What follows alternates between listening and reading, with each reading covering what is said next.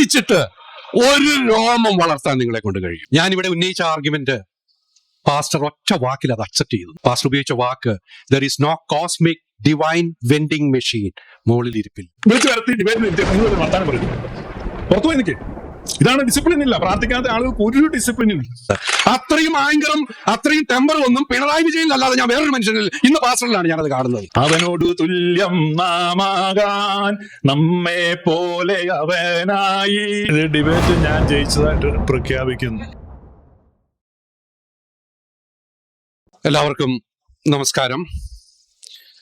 പ്രാർത്ഥന ഫലിക്കുമോ എന്ന വിഷയത്തെ ആസ്പദമാക്കി ഇവിടെ സംവാദം നടത്താൻ എത്തിച്ചേർന്നിരിക്കുന്ന ആദരണീയനായ പാസ്റ്റർ ഷിബു പീഡിയക്കൽ, ഈ സംവാദത്തിന്റെ മോഡറേറ്റർ ഷീന മാത്യു, അതോടൊപ്പം ഈ എസൻസ് ഫസ്റ്റിൽ പങ്കെടുക്കാൻ ഇവിടെ എത്തിയിരിക്കുന്ന നിങ്ങളെ എല്ലാവരെയും സ്നേഹത്തോടെ ആദരവോടെ ഈ സംവാദത്തിലേക്ക് സ്വാഗതം ചെയ്തുകൊണ്ട് നേരിട്ട് വിഷയത്തിലേക്ക് കടക്കുകയാണ്. പ്രാർത്ഥന ഫലിക്കുമോ? വിഷയം ഒരു ചോദ്യമാണ്, ഒരു യെസ് ഓർ നോ ക്വസ്റ്റ്യൻ ആണ്. അതുകൊണ്ട് അതിനൊരു ഉത്തരം പറഞ്ഞു തന്നെ തുടങ്ങാമെന്ന് കരുതുകയാണ്. ഇല്ല, പ്രാർത്ഥന ഫലിക്കില്ല. ലോക ചരിത്രത്തിൽ ഇന്നോളം ഒരു മനുഷ്യന്റെയും പ്രാർത്ഥന ഫലിച്ചിട്ടില്ല. അത് നിങ്ങൾ ഏത് മതത്തിൽപ്പെട്ടവരാണെങ്കിലും, നിങ്ങൾ പ്രാർത്ഥിക്കുന്നത് ഏത് ദൈവങ്ങളോടാണെങ്കിലും പ്രാർത്ഥന ഫലിക്കില്ല. കാരണം എന്താണെന്നറിയോ? നിങ്ങളുടെ പ്രാർത്ഥന കേൾക്കാൻ ഒരു ദൈവവും ഈ ഭൂമിയിലുമില്ല, ആകാശത്തുമിരിപ്പില്ല. ലോകത്ത് ഏതാണ്ട് 4200ഓളം മതങ്ങളുണ്ട്. നമ്മുടെ ഇന്ത്യയിൽ തന്നെ ജനിച്ച മതങ്ങളുണ്ട്. സിഖ് മതം, ജൈനമതം, ബുദ്ധമതം, അങ്ങനെ ഇന്ത്യയിലേക്ക് വന്ന മതങ്ങളുണ്ട്. ക്രിസ്തു മതവും ഇസ്ലാം മതവും ഒക്കെ. ഇങ്ങനെ ഏതാണ്ട് 4200ഓളം മതങ്ങളുണ്ട്. ഈ മതങ്ങൾക്കെല്ലാം ഒരു ദൈവം വെച്ച് മിനിമം ഉണ്ട്, അപൂർവം ബുദ്ധമതം പോലെയുള്ള മതങ്ങൾ ഒഴിച്ചാൽ. പക്ഷെ അതേ സമയത്ത് ഹിന്ദു മതം പോലെയുള്ള മതങ്ങൾക്ക് ആയിരക്കണക്കിന് ദൈവങ്ങളുമുണ്ട്. നമ്മൾ 33 കോടി ദൈവങ്ങൾ എന്നാണ് പറയുന്നത്. എങ്കിലും ഏറെക്കുറെ ഒരു 50,000 ദൈവങ്ങളെ ഇന്ന് മനുഷ്യർ ആരാധിക്കുന്നുണ്ട്, പൂജിക്കുന്നുണ്ട്. നിങ്ങൾ ഏത് മതത്തിൽ ജനിച്ചവനാണെങ്കിലും, നിങ്ങൾ ക്രിസ്തു മതത്തിലാണ് ജനിച്ചതെങ്കിൽ സ്വാഭാവികമായും നിങ്ങൾ യേശുവിനോടായിരിക്കും പ്രാർത്ഥിക്കുക. നിങ്ങൾ ഹിന്ദു മതത്തിലാണ് ജനിച്ചതെങ്കിൽ സ്വാഭാവികമായും കൃഷ്ണനോ ശിവനോ ഒക്കെ ആയിരിക്കാം നിങ്ങളുടെ ദൈവം. നിങ്ങളൊരു ഇസ്ലാം മതത്തിലാണ് ജനിച്ചതെങ്കിൽ നിങ്ങളുടെ ദൈവം അള്ളാഹു ആയിരിക്കും. പക്ഷെ നിങ്ങൾ ഏത് മതത്തിൽ ജനിച്ചവനാണെങ്കിലും, നിങ്ങൾ പ്രാർത്ഥിക്കുന്നത് ഏത് ദൈവത്തോടാണെങ്കിലും ഈ ഭൂമിയിൽ ഒരു ഇല അനങ്ങില്ല. കാരണം നിങ്ങളുടെ പ്രാർത്ഥന കേൾക്കാൻ ഈ ദൈവങ്ങൾ ഒരുത്തനും ആകാശത്തിരിപ്പില്ല. അതാണ് സത്യം, അത് മാത്രമാണ് സത്യം. പിന്നെ നിങ്ങൾ പ്രാർത്ഥിച്ചാൽ സാധിക്കുന്ന കാര്യങ്ങൾ അതേത് നിരീശ്വരവാദിയുടെ ജീവിതത്തിലും പ്രാർത്ഥിക്കാതെ തന്നെ നടക്കുന്ന സഹജവും സാധ്യവുമായ ഇന്നേറ്റ് ആൻഡ് ഇൻഹെറന്റ് ആയ കാര്യങ്ങൾ മാത്രമാണ് ഈ വിശ്വാസിയുടെ ജീവിതത്തിലും പ്രാർത്ഥിച്ചാൽ നടക്കുന്നത്. ബൈബിളില് യേശു പറഞ്ഞിട്ടുണ്ട്, നിങ്ങൾക്കൊരു കടുകുമണിയോളം വിശ്വാസമുണ്ടെങ്കിൽ ഈ മലയോട് മാറി കടലിൽ ചെന്ന് വീഴുക എന്ന് പറഞ്ഞാൽ വീഴുവോ? വീഴില്ല. ഞാൻ ആ വരികളെ ഒന്ന് തിരിച്ചിടുകയാണ്. നിങ്ങൾക്ക് കടുകുമണിയോളം വിശ്വാസം ഉണ്ടെങ്കിൽ മലയോട് മാറാനല്ല, നിങ്ങൾക്കൊരു മലയോളം വിശ്വാസം ഉണ്ടെങ്കിൽ ഒരു കടുകുമണി അതിരിക്കുന്നിടത്ത് നിന്ന് നിങ്ങൾക്ക് നനക്കാനാവില്ല. അതിന് ഇവിടെ ഇപ്പം ഒരു ഇല ഇവിടെ വെച്ചിട്ട് അതിനൊരു എക്സ്റ്റേണൽ ഫോഴ്സ് നിങ്ങൾ ഉപയോഗിക്കുന്നില്ല എങ്കിൽ, നിങ്ങൾ ഒന്നുകിൽ കൈകൊണ്ട് അത് പിക്ക് ചെയ്ത് എടുത്ത് മാറ്റണം, അല്ലെങ്കിൽ ഒരു കാറ്റ് അടിക്കണം, അല്ലെങ്കിൽ നിങ്ങളൊന്ന് ശക്തിയായിട്ട് ഊതിയാൽ ഒരു പക്ഷെ മാറിയേക്കാം. അങ്ങനെ ഒരു എക്സ്റ്റേണൽ ഫോഴ്സ് ഉപയോഗിക്കുന്നില്ല എങ്കിൽ ഒരു ഇല അനങ്ങില്ല. അതാണ് സത്യം, അത് മാത്രമാണ് സത്യം. ഈ പറഞ്ഞ യേശു, വിശ്വാസം ഉണ്ടെങ്കിൽ മല പോയി വീഴുമെന്ന് പറഞ്ഞ യേശു ഒരിക്കൽ പ്രാർത്ഥിച്ചിരുന്നു കേട്ടോ. കുരിശിൽ കിടന്നുകൊണ്ട് പ്രാർത്ഥിച്ചായിരുന്നു, പിതാവെ കഴിയുമെങ്കിൽ ഈ പാനപാത്രം ഒന്ന് മാറ്റിത്തരണമെന്ന്. മാറ്റിക്കൊടുത്തോ? ഇല്ല. പിതാവിന് യേശുവിന്റെ കാര്യത്തിൽ വലിയ താല്പര്യം ഇല്ലാഞ്ഞിട്ടൊന്നും അല്ലായിരുന്നു കേട്ടോ. എന്താണെന്നറിയോ? അങ്ങനെ ഒരു പിതാവ് ആകാശത്തില്ലാത്തത് കൊണ്ടാ യേശു പ്രാർത്ഥിച്ചത് കേൾക്കാൻ. യേശുവിന്റെ തോന്നലുകളായിരുന്നു ഞാൻ ദൈവപുത്രനാണെന്നൊക്കെ. അല്ലെങ്കിൽ പിന്നീട് മനുഷ്യര് അങ്ങനെ ആക്കി തീർത്തതാണ്. പക്ഷെ കേൾക്കാൻ ഒരു പിതാവും മുകളിലില്ലായിരുന്നു. അതുകൊണ്ടാണ് ആ പ്രാർത്ഥന ഫലിക്കാതെ പോയത്. ഇവിടെ ബൈബിളിൽ ഒരു സംഭവം വിവരിക്കുന്നുണ്ട്. സാത്താൻ യേശുവിനെ ഒരു സ്ഥലത്തേക്ക് കൂട്ടിക്കൊണ്ടു പോവുക. അവർ തമ്മിൽ ഫ്രണ്ട്സ് ആയിരുന്നു കേട്ടോ. നമ്മൾ വിചാരിക്കുമ്പോൾ ദൈവവും സാത്താനും തമ്മിൽ കണ്ടു കഴിഞ്ഞ് കഴിഞ്ഞാൽ കണ്ടാ മിണ്ടാതെ പിണങ്ങി മാറി നടക്കുന്നവർ. അങ്ങനെയൊന്നുമല്ല. അവര് വളരെ Devar in very good times. അപ്പം സാത്താൻ ഒരു ദിവസം വന്ന് പറഞ്ഞിട്ടേ വാ നമുക്കൊരു വഴി വരെ പോകാന്ന് പറഞ്ഞു. എന്നാൽ യേശു ഞാൻ നിന്റെ കൂടെ ഒന്നും വരികയില്ല എന്ന് പറഞ്ഞ് മാറി നിന്നൊന്നുമില്ല. അവർ വർത്താനൊക്കെ പറഞ്ഞവർ പോയി. സാത്താൻ എങ്ങോട്ടാണ് യേശുവിനെ കൂട്ടിക്കൊണ്ട് പോകുന്നതെന്നറിയോ? ജെറൂസലേം ടെമ്പിളിന്റെ ഹയസ്റ്റ് മൗണ്ടിലേക്കാണ്, ഏറ്റവും ഉയരം കൂടിയ. ബൈബിളിൽ അത് വ്യക്തമായി പറയുന്നുണ്ട്. അവിടെ ചെന്നിട്ട് സാത്താൻ യേശുവിനോട് പറയാണ്, ഡേ നീ വലിയ ദൈവപുത്രനാണെന്നൊക്കെ വീമ്പ് പറയുന്നവനല്ലേ, നിനക്ക് ഇവിടെ നിന്ന് താഴേക്കൊന്ന് ചാടാൻ പറ്റുമോ? നിനക്കൊന്ന് ചാടാൻ പറ്റുമോ? നിനക്ക് എന്താ ചാടിയാല്? നീ ദൈവപുത്രനല്ലേ, ദൈവം മാലാഖമാരുടെ ഒരു വ്യൂഹം വന്ന് നിന്നെ താങ്ങിക്കൊള്ളില്ലേ എന്ന് യേശുവിനോട് ചോദിക്കുന്നുണ്ട്. യേശു ചാടിയില്ല കേട്ടോ. അന്നാണ് മോഹൻലാൽ പറഞ്ഞ ആ ഡയലോഗ് ആദ്യം പറഞ്ഞത് യേശുവാ. പോമോനെ ദിനേശാന്നാണ് യേശു പറഞ്ഞത്. യു ഗോ അവേ എന്നാണ് പറഞ്ഞത്. കാരണം യേശുവിനറിയാം അവിടെ നിന്ന് ചാടിയാല് തട്ടിപ്പോകുന്നറിയാം. ഏറ്റവും കുറഞ്ഞത് കാലൊടിയുന്നെങ്കിലും അറിയാം. ഇപ്പൊ ഞാൻ ചോദിക്കുകയാണ്, ആ റാഷണൽ ബുദ്ധി യേശുവിനുണ്ടായിരുന്നു. പുള്ളിക്കറിയായിരുന്നു ഞാൻ ദൈവമോ അല്ല ദൈവപുത്രനോ അല്ല, താഴേക്ക് ആടിയാൽ തട്ടിപ്പോകുന്നു. ഇപ്പൊ ഇതൊരു ചലഞ്ചായിട്ട് ഞാനിപ്പം പാസ്റ്ററോട് പറയാം, പാസ്റ്റർ ഈ കെട്ടിടത്തിന്റെ മണ്ടേ കയറി, ഈ കെട്ടിടത്തിന് അത്ര ഉയരമില്ല, ഒരു ഉയരം കൂടി കെട്ടിടത്തിന്റെ മണ്ടയിൽ നിന്ന് താഴേക്ക് ചാടാവോ? പാസ്റ്റർ പിന്നെ പ്രാർത്ഥിച്ചാൽ ഫലിക്കുമെന്ന് ഡിബേറ്റ് ചെയ്യാൻ വേണ്ടി വന്നിരിക്കുന്ന ആളല്ലേ, പ്രാർത്ഥിച്ചാൽ എന്ത് നടക്കുമെന്ന് വിശ്വസിക്കുന്ന ആളല്ലേ, ചാടാവോ എന്ന് ചോദിച്ചു കഴിഞ്ഞാൽ പാസ്റ്റർ ചാടുവോ? ചാടില്ല. പാസ്റ്റർ ആ ഡയലോഗ് തന്നെ, യേശു പറഞ്ഞ ഡയലോഗ് തന്നെ പറയും, പോ ജെയിംസെ, പോ മോനെ ദിനേശാൻ തന്നെ പറയും. കാരണം പാസ്റ്റർക്ക് അറിയാം പ്രാർത്ഥന ഫലിക്കുമെന്ന് ഡിബേറ്റ് ചെയ്യാനാണ് വന്നിരിക്കുന്നതെങ്കിലും പാസ്റ്റർക്കറിയാം മോളിൽ നിന്ന് ചാടിയാൽ, പ്രാർത്ഥിച്ചുകൊണ്ട് ചാടിയാൽ ഒരു ദൈവവും പാസ്റ്ററുടെ പ്രാർത്ഥന കേൾക്കില്ല എന്നും ഈ പ്രപഞ്ച നിയമങ്ങളെ മാറ്റാൻ നമുക്കറിയാം താഴേക്ക് വീഴുന്നത് ഭൂഗുരുത്വ നിയമങ്ങൾക്കനുസരിച്ചാണ്. ആ ഭൂഗുരുത്വ നിയമങ്ങളെ നിയന്ത്രിച്ചുകൊണ്ട് ഒരു സോഫ്റ്റ് ലാൻഡിങ് താഴേക്ക് തരാൻ ഒരു ദൈവവും മോളിൽ ഇരിപ്പില്ല എന്ന് പാസ്റ്റർക്ക് നന്നായിട്ട് അറിയാം. പാസ്റ്റർ അതുകൊണ്ട് പ്രാർത്ഥിക്കുകയില്ല, പാസ്റ്റർ അതുകൊണ്ട് ചാടുകയില്ല. ഡിബേറ്റിൽ ഒരു പക്ഷേ ഡിബേറ്റ് ചെയ്യുമായിരിക്കും, പക്ഷെ ജീവിതത്തിൽ പ്രാക്ടീസ് ചെയ്യില്ല. ഇപ്പം ഒരു നിരീശ്വരവാദിയുടെ ജീവിതത്തിൽ സാധിക്കുന്നതേ നിങ്ങൾ എത്ര വിശ്വാസിയാണെങ്കിലും നിങ്ങൾ പ്രാർത്ഥിച്ചാൽ നടക്കുള്ളൂ. സാധാരണ രീതിയിൽ കൂടെ വിശ്വാസികൾ എന്തിനു വേണ്ടിയാ പ്രാർത്ഥിക്കുക? നിങ്ങൾ പരീക്ഷയ്ക്ക് മാർക്ക് കിട്ടാൻ പ്രാർത്ഥിക്കും, ജോലി കിട്ടാൻ വേണ്ടി പ്രാർത്ഥിക്കും, കല്യാണം നടക്കാൻ വേണ്ടി പ്രാർത്ഥിക്കും, പിന്നെ മക്കൾ ഉണ്ടായി കഴിഞ്ഞാൽ ആ മക്കൾക്ക് നല്ല കോളേജിലൊക്കെ അഡ്മിഷൻ കിട്ടാൻ വേണ്ടി പ്രാർത്ഥിക്കും, അവർ പരീക്ഷ ജയിക്കാൻ വേണ്ടി പ്രാർത്ഥിക്കും, അവര് പിന്നെ ജോലി കിട്ടാൻ വേണ്ടി, അവർക്ക് ജോലി കിട്ടാൻ വേണ്ടി പ്രാർത്ഥിക്കും. ഇതൊക്കെ പിന്നെ എപ്പോഴെങ്കിലും ഒരു അസുഖം ഉണ്ടായി കഴിഞ്ഞാൽ ട്രീറ്റ്മെന്റ് എടുത്തോണ്ട് ആ അസുഖം മാറണേന്നും കൂടെ പ്രാർത്ഥിക്കും. ഇതൊക്കെ ഒരു പ്രാർത്ഥനയും നടത്താതെ ഒരു നിരീശ്വരവാദിയുടെയും ജീവിതത്തിൽ നടക്കുന്ന കാര്യങ്ങളാണ്. ഈ കാര്യങ്ങളെല്ലാം പ്രാർത്ഥിക്കാത്ത നിരീശ്വരവാദിയുടെയും, ഞങ്ങളെല്ലാവരും പഠിച്ച് നല്ല മാർക്കോട് തന്നെ പരീക്ഷകൾ പാസ്സായി ഡിഗ്രികളെല്ലാം എടുത്ത് ജോലിയും കിട്ടി ഇവിടെ അമേരിക്കയിൽ വന്ന് മക്കളായി വീടായി, ഇതെല്ലാം ഞങ്ങളുടെ ജീവിതത്തിലും പ്രാർത്ഥിക്കാതെ തന്നെ നടന്ന ഈ കാര്യങ്ങളെ നിങ്ങൾ പ്രാർത്ഥിച്ചാലും നടക്കും. അതല്ലാതെ ഞാൻ ചോദിക്കുന്ന ഒരു കാര്യമുണ്ട്. ഇപ്പൊ ഞാൻ കണ്ണാടി വെച്ചിട്ടുണ്ട്, എനിക്ക് ഷോർട്ട് സൈറ്റ് ആണെന്ന് പിന്നെ ഡയഗ്നോസ് ചെയ്ത് കഴിഞ്ഞപ്പോൾ ഞാൻ പ്രാർത്ഥിച്ചിട്ട് കാര്യമില്ല എന്ന് എനിക്കറിയാം. ഞാൻ എന്താ ചെയ്തത്? ഞാനൊരു ഐ ഡോക്ടറുടെ അടുത്ത് പോയി, ഷോർട്ട് സൈറ്റ് എന്ന് പറഞ്ഞാൽ വളരെ ചെറിയൊരു പ്രശ്നമാണ്. നിങ്ങളുടെ റെറ്റീനയിൽ പതിക്കുന്ന സൂര്യപ്രകാശം, സൺലൈറ്റ് ഇത് ചെയ്യുന്നത് റെറ്റീനയ്ക്ക് മുമ്പായതുകൊണ്ടാണ്. അപ്പൊ ഒരു ചെറിയ അഡ്ജസ്റ്റ്മെന്റ് ചെയ്തു. നമ്മൾ എന്ത് ചെയ്തു? അവരെന്ത് ചെയ്യുന്നു? പിന്നെ മോഡേൺ മെഡിസിൻ അതിന് ഒരു പരിഹാര മാർഗം കണ്ടുപിടിച്ചിട്ടുണ്ട്. നിങ്ങൾക്ക് ഗ്ലാസ് വെച്ച് നിങ്ങളുടെ ഷോർട്ട് സൈറ്റ് പരിഹരിക്കാം. ഞാൻ അതാണ് ചെയ്തത്. ഇനി അഥവാ ഗ്ലാസ് വെക്കാൻ മടിയാണെങ്കിൽ വീണ്ടും മാർഗമുണ്ട്, കോൺടാക്ട് ലെൻസ് കണ്ണിന്റെ അകത്ത് വെക്കാം. ഇനി അതും വേണ്ടെങ്കിൽ ലാസിക് പോലുള്ള ലേസർ ചികിത്സ ചെയ്ത് നിങ്ങൾക്ക് അത് റെക്ടിഫൈ ചെയ്യാം. ഇനി ഒരു പിന്നെ വിശ്വാസിയായ പ്രാർത്ഥന ഫലിക്കുമെന്ന് കരുതുന്ന പാസ്റ്ററും കണ്ണാടി വെച്ചിട്ടുണ്ട്. ഞാൻ കരുതുന്നത് പാസ്റ്റർക്കും ഷോർട്ട് സൈറ്റ് തന്നെയാണെന്നാണ്. പ്രാർത്ഥിച്ചാൽ പാസ്റ്ററുടെ ഷോർട്ട് സൈറ്റ് മാറുമോ? ഇല്ല. എന്റെ ചോദ്യം അതല്ല. ഷോർട്ട് സൈറ്റ് മാറാൻ വേണ്ടി പാസ്റ്റർ പ്രാർത്ഥിക്കുമോ? അല്ലെങ്കിൽ നിങ്ങൾ ആരെങ്കിലും, ഇപ്പൊ ഇവിടെ കണ്ണാടി വെച്ചിരിക്കുന്ന പലരും ഉണ്ട്, കൂട്ടത്തിൽ വിശ്വാസികളും ഉണ്ട്, നിരീശ്വരവാദികളും ഉണ്ടെന്ന് എനിക്കറിയാം. നിങ്ങൾ വിശ്വാസികൾ ആരെങ്കിലും ഷോർട്ട് സൈറ്റ് ആണെന്ന് ഡയഗ്നോസ് ചെയ്താൽ ആ ഷോർട്ട് സൈറ്റ് മാറാൻ വേണ്ടി പ്രാർത്ഥിക്കും. നിങ്ങൾ ക്യാൻസർ വന്നാൽ വരെ പ്രാർത്ഥിക്കുന്നുണ്ടല്ലോ. ക്യാൻസർ മാറാൻ വേണ്ടി എന്താ ട്രീറ്റ്മെന്റ് എടുത്തിട്ടാണ്, കീമോതെറാപ്പിയും ഇതും എല്ലാം എടുത്തതിന് ശേഷമാണ്, റേഡിയേഷനും ഒക്കെ എടുത്തോണ്ടാണ് പ്രാർത്ഥിക്കുക. അതുകൊണ്ടാണ് നിങ്ങളുടെ അസുഖങ്ങൾ മാറുന്നത്, ആ രോഗത്തിന് എന്തെങ്കിലും ശമനം ഉണ്ടാകുന്നത്. പക്ഷേ ഷോർട്ട് സൈറ്റ് വന്നാൽ നിങ്ങൾ പ്രാർത്ഥിക്കുമോ? ലോക ചരിത്രത്തിൽ ഇന്നോളം ഷോർട്ട് സൈറ്റ് ഏതെങ്കിലും ഒരു വിശ്വാസി, ഏതെങ്കിലും ഒരു പുരോഹിതൻ, ഈ നാട്ടിലെ ധ്യാന ഗുരുക്കന്മാരുണ്ടല്ലോ, വട്ടായി, വളമനാൽ, നായിക്കാമ്പറമ്പൻ എന്നൊക്കെ പറഞ്ഞ ഈ പാർട്ടികളെല്ലാം കണ്ണാടി വെച്ചിട്ടുണ്ട്. അവരെന്തെല്ലാം അസുഖങ്ങൾ മാറ്റുന്നവരാണെന്നറിയാവോ? അവര് ക്യാൻസർ മുതൽ മൂലക്കുരു വരെ മാറ്റുന്നവരാണ് പ്രാർത്ഥിച്ച്. പക്ഷേ പാർട്ടികൾ ഈ ഷോർട്ട് സൈറ്റ് മാറുകയല്ല. കാരണം എന്താണെന്നറിയാവോ? മാറില്ല എന്നവർക്കറിയാം. പ്രാർത്ഥിച്ചിട്ടും കാര്യമില്ലെന്നറിയാം.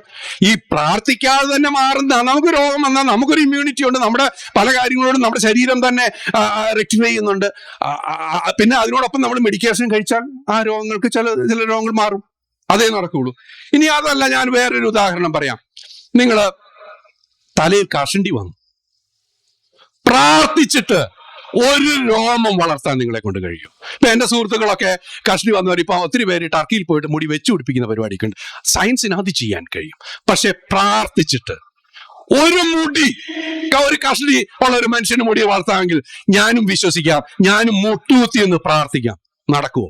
ഇല്ലെന്ന് മാത്രമല്ല, കഷണ്ടി വന്നാൽ നിങ്ങൾ പ്രാർത്ഥിക്കുക പോലും ഇല്ലെന്നേ. ഒരു വിശ്വാസിയും പ്രാർത്ഥിക്കുകയില്ല. കാരണം നിങ്ങൾക്കറിയാം, ഏത് വിശ്വാസിക്കും അറിയാം, കഷണ്ടിയായി വന്നു കഴിഞ്ഞാൽ പിന്നെ പ്രാർത്ഥിച്ചാൽ മുടി വളരില്ല എന്നറിയാം. ഷോർട്ട് സൈറ്റ് വന്നു കഴിഞ്ഞാൽ പിന്നെ പ്രാർത്ഥിച്ചാൽ അവിടെ നടക്കില്ല. കണ്ണാടി പോയി വെക്കണമെന്ന് എനിക്കറിയാം. അല്ലെങ്കിൽ നിങ്ങൾ ഒരു കറിക്കരിയുമ്പോൾ നിങ്ങളുടെ വിരലിന്റെ ഒരു തുമ്പ് മുറിഞ്ഞു പോയി. ഇപ്പൊ ജോസഫ് മാഷ് ഇരിപ്പുണ്ട് ഇവിടെ, അദ്ദേഹത്തിന്റെ കൈ മത തീവ്രവാദികൾ വെട്ടി അയൽവക്കംകാരന്റെ വീട്ടുമുറ്റത്തേക്ക് വലിച്ചെറിഞ്ഞതാ. ആ മനുഷ്യനെ അത് എടുത്തോണ്ട് പോയി പിന്നെ ആശുപത്രി പുറകെ പോയി. മെഡിക്കൽ സയൻസിന് അത് തുന്നിച്ചേർത്ത് ഇന്ന് ആ മനുഷ്യൻ ആ കൈ കൊണ്ട് പുസ്തകം എഴുതി, അതുകൊണ്ട് കേരള സാഹിത്യ അക്കാദമി അവാർഡ് നേടി.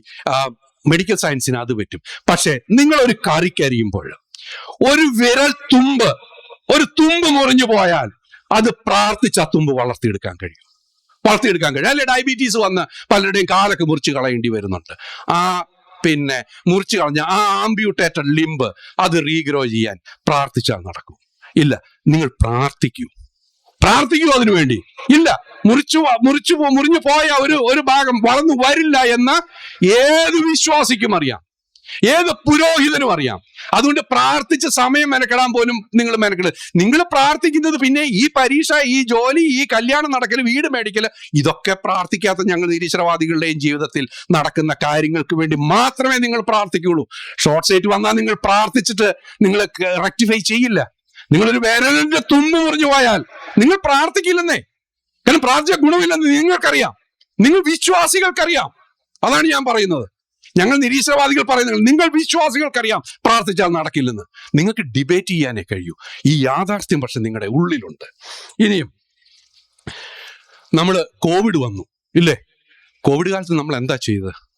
നമ്മൾ പള്ളികൾ പൂട്ടിയിട്ടു, നമ്മൾ അമ്പലങ്ങൾ പൂട്ടിയിട്ടു, ആരാധനാലയങ്ങൾ പൂട്ടിയിട്ടു, പ്രാർത്ഥിക്കാൻ പോയില്ല. എന്താ കാരണം?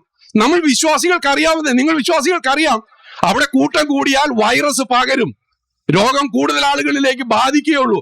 ദൈവം നിങ്ങൾ പ്രാർത്ഥിക്കാൻ പോയാൽ പിന്നെ ദൈവം ഈ കൊറോണ വൈറസിനെ തടയില്ലെന്ന് ഓരോ വിശ്വാസിക്കും അറിയാമായിരുന്നു, ഓരോ പുരോഹിതനും അറിയായിരുന്നു. അതുകൊണ്ടാണ് ഈ പുരോഹിതർ തന്നെ പറഞ്ഞത് നിങ്ങൾ ആരും പള്ളിയിലേക്ക് വരണ്ട, അല്ലെങ്കിൽ നിങ്ങൾ പിന്നെ അമ്പലത്തിലേക്ക് വരണ്ടെന്ന്.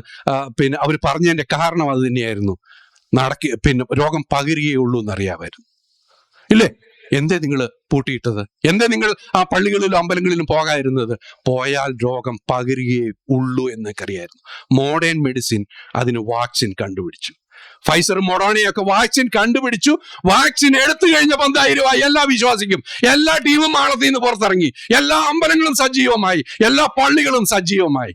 പക്ഷേ നിങ്ങൾക്കറിയായിരുന്നു ആ അസുഖം പറന്ന് പിടിച്ചപ്പോൾ നിങ്ങൾക്കറിയായിരുന്നു ഇപ്പം പുറത്തിറങ്ങിയാൽ, ഇപ്പം പള്ളിയിൽ പോയാൽ പണി കിട്ടുമെന്നറിയാമായിരുന്നു, ഇപ്പം അമ്പലത്തിൽ പോയാൽ പണി കിട്ടുമെന്നറിയായിരുന്നു. വീട്ടിലിരുന്നു നിങ്ങൾ വിശ്വാസികൾ വീട്ടിലിരുന്നു. കാരണം നിങ്ങൾ വിശ്വാസികൾക്കറിയാം പ്രാർത്ഥിച്ചാൽ കൊറോണ മാറില്ല എന്ന് നിങ്ങൾക്കറിയാം. അതിന് മോഡേൺ മെഡിസിൻ വാക്സിൻ കണ്ടുപിടിക്കണമെന്ന് നിങ്ങൾക്കറിയാം. ആ യാഥാർത്ഥ്യം നിങ്ങളുടെ ഉള്ളിലുണ്ട്. പ്രാർത്ഥിച്ചാൽ ഇങ്ങനെയുള്ള മഹാമാരികൾ ഇതിനു മുമ്പ് വസൂരിയും പ്ലേഗും ഒക്കെ ഉണ്ടായപ്പോൾ അതിന് മോഡേൺ മെഡിസിൻ, അതിന് വാക്സിൻ കണ്ടുപിടിച്ചാണ് ഈ മനുഷ്യകുലം അതിജീവിച്ചത്.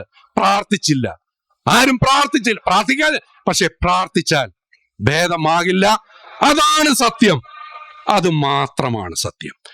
നമ്മള് ഇപ്പം രണ്ട് കക്ഷികള് ഒരേ കാര്യത്തിന്റെ ഓപ്പോസിറ്റ് ഔട്ട്കമ്മിന് വേണ്ടി പ്രാർത്ഥിക്കുന്ന സാഹചര്യങ്ങളുണ്ടാവും. ഓപ്പോസിറ്റ് ഔട്ട്കമ്മിന് വേണ്ടി. ഇപ്പൊ ഉദാഹരണം പറഞ്ഞാൽ, ഞാൻ ഒരു നിരീശ്വരവാദിയാണ്, പാസ്റ്റർ എൻ്റെ അയൽപക്കത്ത് താമസിക്കുന്ന അധികം വിശ്വാസിയാണ്. ഞങ്ങൾ തമ്മിൽ ഒരു തർക്കം ഉണ്ടായി, ഞങ്ങൾ കോടതിയിൽ കേസിന് പോവുക. എൻ്റെ ഭാഗത്താണ് ന്യായം.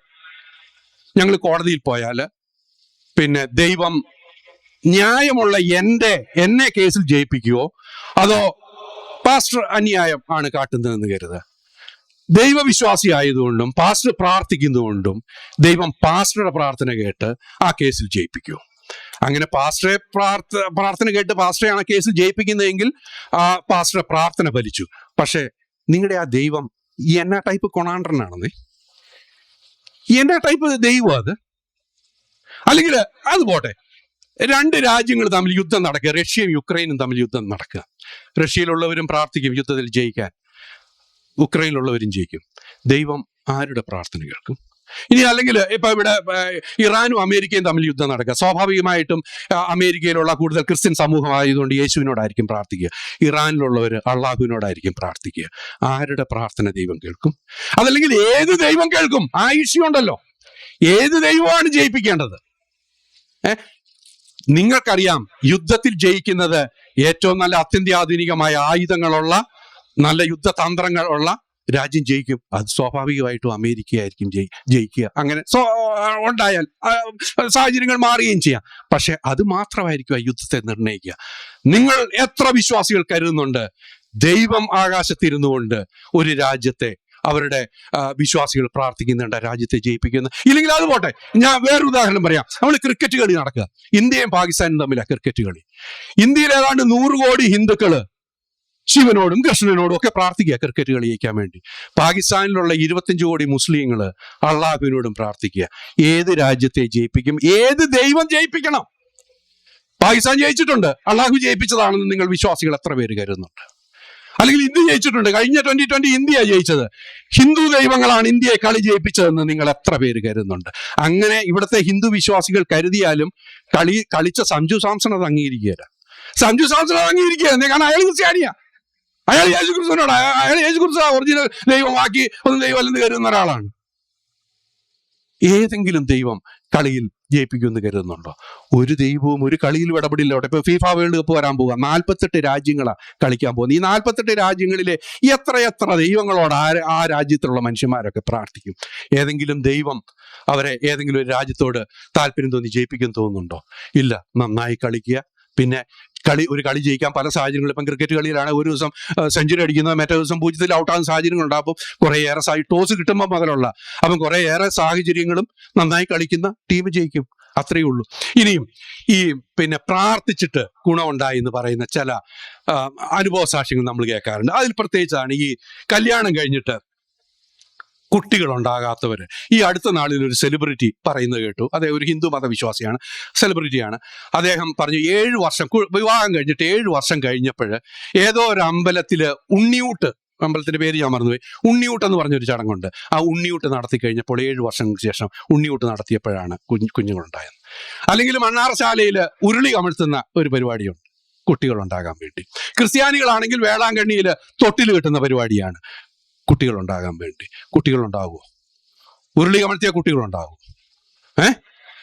ഉരുളി കമഴ്ത്തിയ കുട്ടികളെ ഇപ്പം കുഞ്ഞുങ്ങളുണ്ടാകാത്ത, ഇപ്പം ആണുങ്ങളെ സംബന്ധിച്ചിടത്താണ് അവർക്ക് എന്തെങ്കിലും റിപ്രൊഡക്റ്റീവ് ഇതുമായിട്ട് ബന്ധപ്പെട്ട പ്രശ്നങ്ങളുണ്ടെങ്കിൽ ഒരു സെമൻ അനാലിസിസ് നടത്തി കഴിഞ്ഞാൽ ഒരു പക്ഷേ പിന്നെ സ്പേമിന്റെ കൗണ്ട് കുറഞ്ഞതായിരിക്കാം, അല്ലെങ്കിൽ സ്പേമിന്റെ മോട്ടിലിറ്റിയുടെ പ്രശ്നങ്ങളായിരിക്കാം, അല്ലെങ്കിൽ സ്പേമിന്റെ മോർഫോളജിക്കൽ പ്രശ്നങ്ങളായിരിക്കും. അപ്പൊ അത് റെക്ടിഫൈ ചെയ്യാൻ ഒരു പരിധി വരെ മോഡേൺ മെഡിസിൻ മാർഗങ്ങളുമുണ്ട്. അത് ചെയ്തു കഴിഞ്ഞാൽ സ്വാഭാവികമായിട്ടുണ്ടാകും. അതല്ലാതെ നിങ്ങളുടെ പ്രാർത്ഥന കേട്ടിട്ട് ഒന്ന് ആലോചിച്ച് നോക്കൂ. നിങ്ങളുടെ ദൈവം, നിങ്ങൾ ഏത് മതത്തിൽ പെടുന്ന ക്ഷണിയിൽ, ഇപ്പം നിങ്ങളൊരു ഹിന്ദു മതവിശ്വാസിയാണെങ്കിൽ കൃഷ്ണൻ അവിടെ ഇരുന്ന് തീരുമാനിക്കുക, അവന്, അല്ലെങ്കിൽ യേശു ക്രിസ്തു പിന്നെ അവിടെ നിന്ന് തീരുമാനിക്കുക. ശിഷ്യനോട് പറയാം, പത്രോസേ ആ മത്തായി കല്യാണം കഴിച്ചിട്ടുണ്ടല്ലോ, അവന് കുട്ടീനെ കൊടുക്കണ്ട. അവൻ കുറച്ച് കഴിയുമ്പോൾ ഈ മത്തായി ഭയങ്കര പ്രാർത്ഥനയൊക്കെ കഴിയുമ്പോൾ പത്രോസ് യേശുവിനോട് വന്നറിയാം, അല്ല യേശു മറ്റേ മത്തായി അവനാ കഴിഞ്ഞ പ്രാവശ്യത്തെ പള്ളി പെരുന്നാൾ വരെ നടത്തി 25 ലക്ഷം രൂപ മടക്കിയിട്ട് ഒരു കൊച്ചിനെ അവന് കൊടുക്കുക. എന്നാൽ പിന്നെ അവന്റെ സ്പേമിന്റെ കൗണ്ട് ഒരു സ്വല്പം കൂട്ടിക്കോ, മോട്ടിലിറ്റി റേറ്റ് കൂടി. ഇങ്ങനെ നോബ് പിടിച്ച് തിരിച്ച് ഉണ്ടാക്കുന്ന സംഭവം ഇത്. ഇങ്ങനെ ഒരു പണി അവിടെ ദൈവം മണ്ടയിൽ ഇരുന്ന് ചെയ്യുന്നുണ്ടെന്ന് നിങ്ങളിൽ എത്ര പേര് കരുതുന്നുണ്ട്? എനിക്ക് ഒരു സുഹൃത്തുണ്ടായിരുന്നു കേട്ടോ. അവന് കല്യാണം കഴിച്ച് ഏതാണ്ട് ഒരു 10 വർഷത്തോളം അവന് കുട്ടികളുണ്ടായില്ല. ഹിന്ദു മതവിശ്വാസിയാണ്, എൻ്റെ അടുത്ത സുഹൃത്താണ്. അവൻ സകല ട്രീറ്റ്മെന്റും എടുത്തു. അവന് പിന്നെ സകല അമ്പലങ്ങളിലും പോയി ചെയ്യാവുന്ന എല്ലാ ചടങ്ങും, അവന്റെ ഭാര്യ അതിലും വലിയ വിശ്വാസിയായിരുന്നു, എല്ലാ ചടങ്ങുകളും ചെയ്തു. 10 വർഷം കഴിഞ്ഞപ്പോൾ അവർ തീരുമാനിച്ചു എല്ലാം നിർത്തി, ട്രീറ്റ്മെന്റ് നിർത്തി, ഇനി ഒരു പ്രാർത്ഥനയില്ല, നമുക്ക് കുട്ടികൾ ഉണ്ടാകില്ല, അത് വിധിയാണെന്നൊക്കെ അവൻ സ്വയം പറഞ്ഞ് അവൻ അതിനെ മാനസികമായിട്ട് അക്സെപ്റ്റ് ചെയ്തു. ഇവിടെ അമേരിക്കയിലെത്തി. ഈ കോവിഡ് കാലത്ത് പുള്ളി നമ്മുടെ എസൻസിന്റെ വീഡിയോ ഒക്കെ കണ്ട് വലിയ നിരീശ്വരവാദിയായി. അതൊരു ഭയങ്കര വിശ്വാസിയായിരുന്നു, നിരീശ്വരവാദിയായി. അതും കഴിഞ്ഞ മുമ്പത്തെ വർഷം അവന് കുട്ടിയുണ്ടായി. ഇപ്പൊ നമ്മളറിയാം, നമ്മളൊരു പുതിയ എൻവയോൺമെന്റിലേക്കൊക്കെ മാറുമ്പോൾ അവിടുത്തെ എൻവയോൺമെന്റ് മാറുന്നു, ഫുഡ് ഹാബിറ്റ്സ് മാറുന്നു, ഒക്കെ നമ്മുടെ ശരീരം തന്നെ പലതും റെക്ടിഫൈ ചെയ്യുന്നുണ്ട്. ചില പ്രശ്നങ്ങൾ അവന് കുട്ടിയുണ്ടായി. അപ്പോൾ അല്ല 2 minutes മാറുന്നാണ് പറഞ്ഞത്. അപ്പം അവന് പിന്നെ കുട്ടികളുണ്ടായി. അപ്പൊ അവന് തമാശ രൂപേണ എന്നോട് വന്ന് പറഞ്ഞൊരു കാര്യമുണ്ട്. എടാ ജെയിംസേ, ഈ കുട്ടികൾ ഉണ്ടാകുന്നില്ലെങ്കിൽ ട്രീറ്റ്മെന്റ് എടുത്തിട്ടും കാര്യമില്ല, പ്രാർത്ഥിച്ചിട്ടും കാര്യമില്ല, നിരീശ്വരവാദിയാണ്. അവൻ തമാശയാണ് അത് പറഞ്ഞത്, പക്ഷെ അതിൻ്റെ അകത്തൊരു കാര്യമുണ്ട് കേട്ടോ, അതിൻ്റെ അകത്തൊരു കാര്യമുണ്ട്. അവൻ ഇപ്പം ഈ കുഞ്ഞുണ്ടായ സമയത്ത് അവൻ ഇപ്പോഴും വിശ്വാസിയായിരുന്നുവെങ്കിൽ അവൻ മണ്ണാർശാലയിൽ പോയി ഉരുളി കമഴ്ത്തിയവന്. അവൻ ആ കൊച്ചിന് പോലും ചിലപ്പോൾ ഉരുളി എന്ന് പേരിട്ടേനെ, ഉരുളി ഉണ്ണികൃഷ്ണൻ എന്നൊക്കെ. ആ ഉരുളി കമഴ്ത്തിയത് കൊണ്ടാണ് കുഞ്ഞുണ്ടായതെന്ന് അവൻ കരുതുമായിരുന്നു. അപ്പോൾ ഇതാണ് ഈ പ്രാർത്ഥിച്ചിട്ട് പിന്നെ ഈ നടക്കുന്ന ഇതിന്റെ കാര്യങ്ങൾ എന്ന് പറയുന്നത്. നിങ്ങൾക്ക് ഇപ്പം ഞാൻ ഒരു കാര്യം പറയട്ടെ, ഇവിടെ നിങ്ങൾക്കൊരു അപകടം ഉണ്ടായി, ഒന്നും വേണ്ട, പാസ്റ്റർക്ക് ഇവിടെ വെച്ചൊരു അപകടം ഉണ്ടായി. ചോര വാർന്നുകൊണ്ടിരിക്കുകയാണ്, മരണത്തിലേക്ക് വഴുതി വീണുകൊണ്ടിരിക്കുകയാണ്. അപ്പം നമ്മൾ പറയാം, പാസ്റ്ററെ ഞങ്ങളെല്ലാം കൂടെ വട്ടം നിന്ന് പ്രാർത്ഥിക്കാം എന്ന് പറഞ്ഞാൽ പാസ്റ്റർ എന്ത് മറുപടി പറയാൻ നിങ്ങൾ വരുന്നത്? എടാ മഹാഭാവികളെ, എന്നെ ഒന്ന് എടുത്ത് ആശുപത്രി കൊണ്ടുപോകാന്ന് പറയും. പ്രാർത്ഥന നിർത്തിയിട്ട് ആശുപത്രി, കാരണം ആശുപത്രി കൊണ്ടായാൽ രക്ഷപ്പെടാൻ ഒരു സാധ്യതയുണ്ടെന്ന് നമുക്കറിയാം. പ്രാർത്ഥിച്ചാൽ നിങ്ങളെ പാമ്പ് കടിച്ചാൽ എന്ത്? ഇപ്പം ഈ ചൂട് കൂടിയോണ്ട്, കേരളത്തിൽ ചൂട് കൂടിയോണ്ട് പാമ്പ് വീട്ടിൽ വരെ കയറിയിട്ട് കുട്ടികളെ കടിക്കുന്ന, ആളുകളെ പാമ്പ് കടിക്കുന്ന കുറെ റിപ്പോർട്ടുകളൊക്കെ ഈ അടുത്ത കാലത്ത് വന്നായിരുന്നു. നിങ്ങളെ പാമ്പ് കടിച്ചാൽ പോകുന്ന വഴിക്ക് ഒരു പള്ളി ഉണ്ടെങ്കിൽ കയറി ഒരു കുർബാന കണ്ടിട്ട് പോകാമെന്ന് കരുതോ? അല്ലെങ്കിൽ ഒരു അമ്പലം ഉണ്ടെങ്കിൽ കയറി ഒരു പുഷ്പാഞ്ജലി കഴിച്ചിട്ട് പോകാമെന്ന് നിങ്ങൾ കരുതോ? ഇല്ല. കാരണം നിങ്ങൾക്കറിയാം, പാമ്പ് കടിച്ചാൽ പിന്നെ ടൈമാണ് ഇമ്പോർട്ടന്റ്. എത്രയും പെട്ടെന്ന് ഒരു ഹോസ്പിറ്റലിൽ എത്തിച്ച് ആന്റിവനം കൊടുത്താൽ രക്ഷപ്പെടാൻ സാധ്യതയുണ്ടെന്ന് നിങ്ങൾക്കറിയാം. പ്രാർത്ഥിച്ചാൽ ഒരു ദൈവവും നിങ്ങളെ രക്ഷിക്കില്ല എന്ന് നിങ്ങൾക്കറിയാം. ഓരോ വിശ്വാസിക്കും അറിയാം ആ തിരിച്ചടവിൽ. ഞാൻ ഒരു 2 മിനിറ്റും കൂടെ എടുത്തിട്ട് അടുത്ത സെഷനിൽ അത് കുറച്ചുകൂടെ ഒരു പോയിന്റും കൂടെ ഞാനിത് പറയാൻ കാരണം, ഇന്ത്യയിൽ ഒരു വർഷം നാഷണൽ ക്രൈം റിസർച്ച് ബ്യൂറോയുടെ കണക്കനുസരിച്ച് 35,000 സ്ത്രീകൾ ബലാത്സംഗം ചെയ്യപ്പെടുന്നുണ്ട്. ഇവരൊക്കെ പ്രാർത്ഥിക്കുന്നില്ലേ? ഇവരുടെ ഒക്കെ ദൈവങ്ങളോട്, ഇവരെല്ലാം പല മതങ്ങളിൽപ്പെട്ടവരായിരിക്കും ദൈവങ്ങൾ. അല്ലെങ്കിൽ വേറൊരു എക്സാമ്പിൾ പറയാം. കേരളത്തിൽ ഒരു വർഷം, നിങ്ങൾ ഗൂഗിൾ ചെയ്ത് നോക്കിയാൽ കാണാം, ഒരു വർഷം റോഡ് അപകടത്തിൽ കൊല്ലപ്പെടുന്ന 4,000 പേരാണ്. പെർമനന്റ്ലി ഡിസേബിൾഡ് ആകുന്ന 20,000-ലധികം ആൾക്കാരാണ്. 4,000 പേര് കൊല്ലപ്പെടുന്നുണ്ട്. നിങ്ങളൊന്ന് ആലോചിച്ച് നോക്കൂ, ഇക്കണ്ട ദൈവങ്ങളെല്ലാം മണ്ടയിലുണ്ടായിട്ടും ഇത് എന്തുകൊണ്ട് സംഭവിക്കുന്നു? സുഡാനിൽ ഇപ്പോൾ ആഭ്യന്തര യുദ്ധം നടന്നുകൊണ്ടിരിക്കുകയാണ്. അവിടെ ആ ആഭ്യന്തര യുദ്ധത്തിൽ ഇതുവരെ ഈ കഴിഞ്ഞ ഒരു വർഷത്തിനുള്ളിൽ 1.5 ലക്ഷം മനുഷ്യരാണ് കൊല്ലപ്പെടുന്നത്. ഒരു യുദ്ധത്തിലും പങ്കെടുക്കാത്ത സ്ത്രീകളും കുട്ടികളും ഒക്കെ കൊല്ലപ്പെടുകയാണ്. നിങ്ങളൊന്ന് ആലോചിച്ച് നോക്കി, ഈ ദൈവങ്ങളെല്ലാം മണ്ടയിൽ ഇരിപ്പുണ്ട്, ഇവന്മാരെല്ലാം ഇത് കണ്ടുകൊണ്ടിരിക്കുന്നുണ്ട്. എന്നിട്ട് നിങ്ങളുടെ കൊച്ചിന് പരീക്ഷയ്ക്ക് മാർക്ക് തരുന്നുണ്ടെന്നേ ഈ ദൈവം. ആ ദൈവമാണ് ആഭ്യന്തര യുദ്ധത്തിൽ, സുഡാനിലെ ആഭ്യന്തര യുദ്ധത്തിൽ 1.5 ലക്ഷം മനുഷ്യർ, സ്ത്രീകളും കുട്ടികളും കൊല്ലപ്പെടുമ്പോൾ ഒരു വിരൽ അനക്കാത്തത്. നിങ്ങൾ കരുതുന്നുണ്ടോ ദൈവം ഇടപെടാത്തതാണെന്ന്? അല്ല. എന്താ സംഭവം? എന്താ? ഇതൊന്നും കാണാനും കേൾക്കാനും ആകാശത്ത് ഒരു ദൈവം ഇരിപ്പില്ലെന്നേ. അതാണ് സത്യം, അത് മാത്രമാണ് സത്യം. ഇവിടെ അല്ലേ? ഓക്കെ, ബാക്കി അടുത്ത സെഷൻ പറയാം. Thank you. നന്ദി ശ്രീ ജെയിംസ്. അടുത്തതായി പാസ്റ്റർ ഷിബു ക്ഷണിച്ചോളൂ.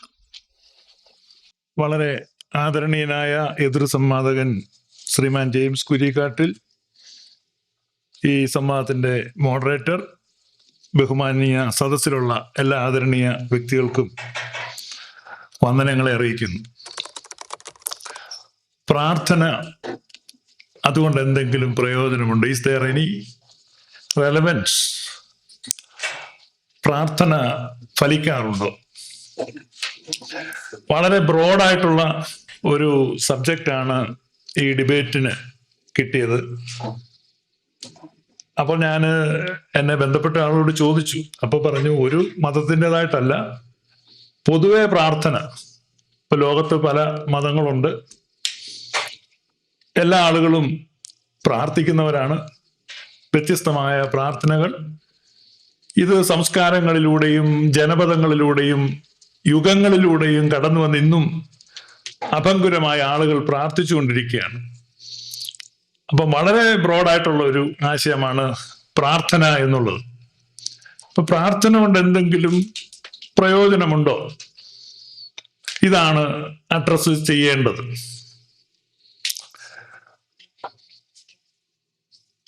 ഇതേപ്പറ്റി ധാരാളം സംവാദങ്ങൾ നമ്മൾ കേട്ടിട്ടുണ്ട്.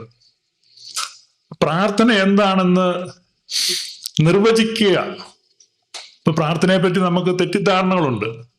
പലപ്പോഴും ആ തെറ്റിദ്ധാരണകളുടെ അടിസ്ഥാനത്തിലാണ് നമ്മൾ ആർഗ്യുമെന്റ്സ് ബിൽഡ് ചെയ്യുന്നത്. ഒരു കോസ്മിക് വെൻഡിങ് മെഷീൻ എവിടെയോ ഇരിപ്പുണ്ട്, നമ്മൾ കൊക്കോക്കോളയൊക്കെ ഇങ്ങനെ ഡോളർ ഇട്ട് ഇങ്ങനെ ചാടി വരുന്ന പോലെ, there is no such a vending machine.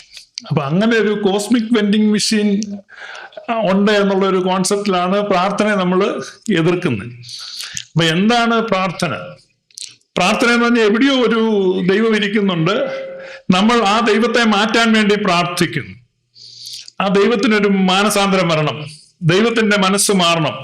ദൈവം മനസ്സ് മാറി തന്നേ തീരൂ, ഇത് ഞങ്ങൾക്ക് തന്നേ തീരൂ. ഫാക്ടറിയുടെ പടിക്കൽ സമരം ചെയ്യുന്ന തൊഴിലാളികളെ പോലെ മുതലാളിയായിട്ടിരിക്കുന്ന ദൈവത്തിന്റെ മനസ്സ് മാറ്റി നമുക്ക് അനുകൂലമായിട്ട് ആ മനസ്സിനെ മാറ്റാൻ വേണ്ടി അതികഠിനമായ പ്രാർത്ഥന.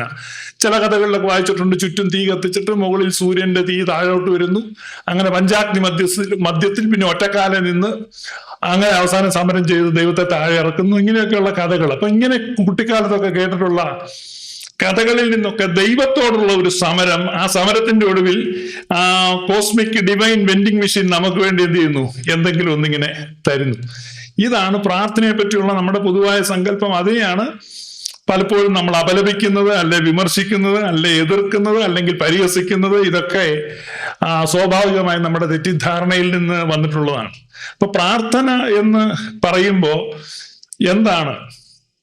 12ാം നൂറ്റാണ്ടിൽ ജനിച്ച അസീസിയിലെ വിശുദ്ധ ഫ്രാൻസിസ് പ്രാർത്ഥിക്കുന്നത് ഇങ്ങനെയാണ്: ദൈവമേ, മാറ്റാൻ കഴിയുന്നതിനെ മാറ്റാനുള്ള ധീരത എനിക്ക് തരണം, മാറ്റാൻ പറ്റാത്തതിനെ സ്വീകരിക്കാനുള്ള മനസ്സെനിക്ക് തരണം, ഇതിനെ തമ്മിൽ തിരിച്ചറിയാനുള്ള വിവേകം എനിക്ക് തരണം. It's a prayer of serenity എന്ന് അറിയപ്പെടുന്നു. ഇത് ഈ ആധുനിക കാലത്തല്ല, 12ാം നൂറ്റാണ്ടിൽ അദ്ദേഹം പ്രാർത്ഥിച്ചതാണ്. അപ്പോ നമ്മൾ തലമുറകളിലൂടെ നോക്കുമ്പോൾ കേവലം ജഡീകമായ താല്പര്യങ്ങൾക്കും താൽക്കാലികമായ നേട്ടങ്ങൾക്കും വേണ്ടി ഒരു കോസ്മിക് വെൻഡിങ് മെഷീന്റെ മുമ്പിൽ നിൽക്കുന്ന ആളുകളല്ല പ്രാർത്ഥിച്ചിട്ടുള്ളത്. അതുകൊണ്ട് പ്രാർത്ഥന എന്ന ഒരു ബ്രോഡായിട്ടുള്ള ഒരു വിഷയത്തെ അഡ്രസ് ചെയ്യുമ്പോൾ കേവലം സങ്കുചിതമായ ചില കാര്യങ്ങളെ മാത്രം അഡ്രസ് ചെയ്ത് വിമർശിക്കുന്ന കാര്യമില്ല. അപ്പൊ എന്താണ് പ്രാർത്ഥന? It's A deliberate action of communication and reflection. അതുപോലെ ഗ്രാറ്റിറ്റ്യൂഡ്, നമ്മുടെ ജീവിതത്തിലെ കൃതജ്ഞത. അപ്പൊ ഇങ്ങനെ പ്രാർത്ഥിക്കുന്നത് കൊണ്ട് എന്താണ്? അപ്പൊ നമ്മൾ പ്രാർത്ഥന പറഞ്ഞാൽ ഇവിടെ നമ്മൾ പലപ്പോഴും ചിന്തിക്കുന്നത് അത്ഭുതങ്ങൾക്ക് വേണ്ടി ചോദിക്കുന്ന ഒരു കാര്യം മാത്രമാണ് നമ്മൾ പലപ്പോഴും അഡ്രസ് ചെയ്യുന്നത്. എന്നാൽ പ്രാർത്ഥന പലപ്പോഴും ഒരുപാട് മതങ്ങളിൽ, ഞാൻ ക്രിസ്തീയ മതത്തെ പറ്റി മാത്രമല്ല പറയുന്നത്, കൂടുതൽ മതങ്ങളിലും പ്രാർത്ഥിക്കുന്ന ആ വ്യക്തിയുടെ ഒരു transformation of the person praying. പ്രാർത്ഥിക്കുമ്പോൾ ആർക്കാണ് മാറ്റം വരുന്നത്? ബൈബിളിൽ വളരെ മനോഹരമായ ഒരു രംഗമുണ്ട്. യേശു കർത്താവ് പ്രാർത്ഥിക്കുകയാണ് താബോർ മലയുടെ മുകളിൽ.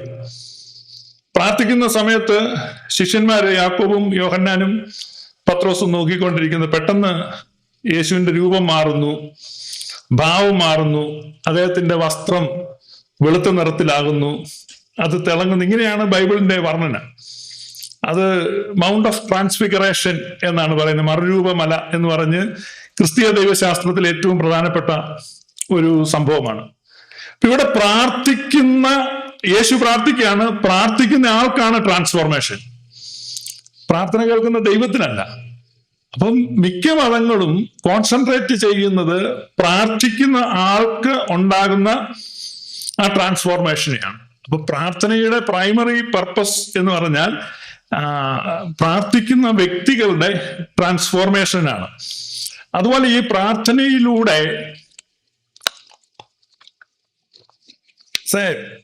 അലൈൻമെന്റ് വിത്ത് മോറൽ ട്രൂത്ത്, ധാർമ്മിക സത്യങ്ങളോട് താതാത്മ്യപ്പെടുക, അതുപോലെ തന്നെ ഒരു ആന്തരിക അച്ചടക്കം പ്രാർത്ഥനയിലൂടെ ആർജിക്കാൻ ആളുകൾക്ക് സാധിക്കാറുണ്ട്.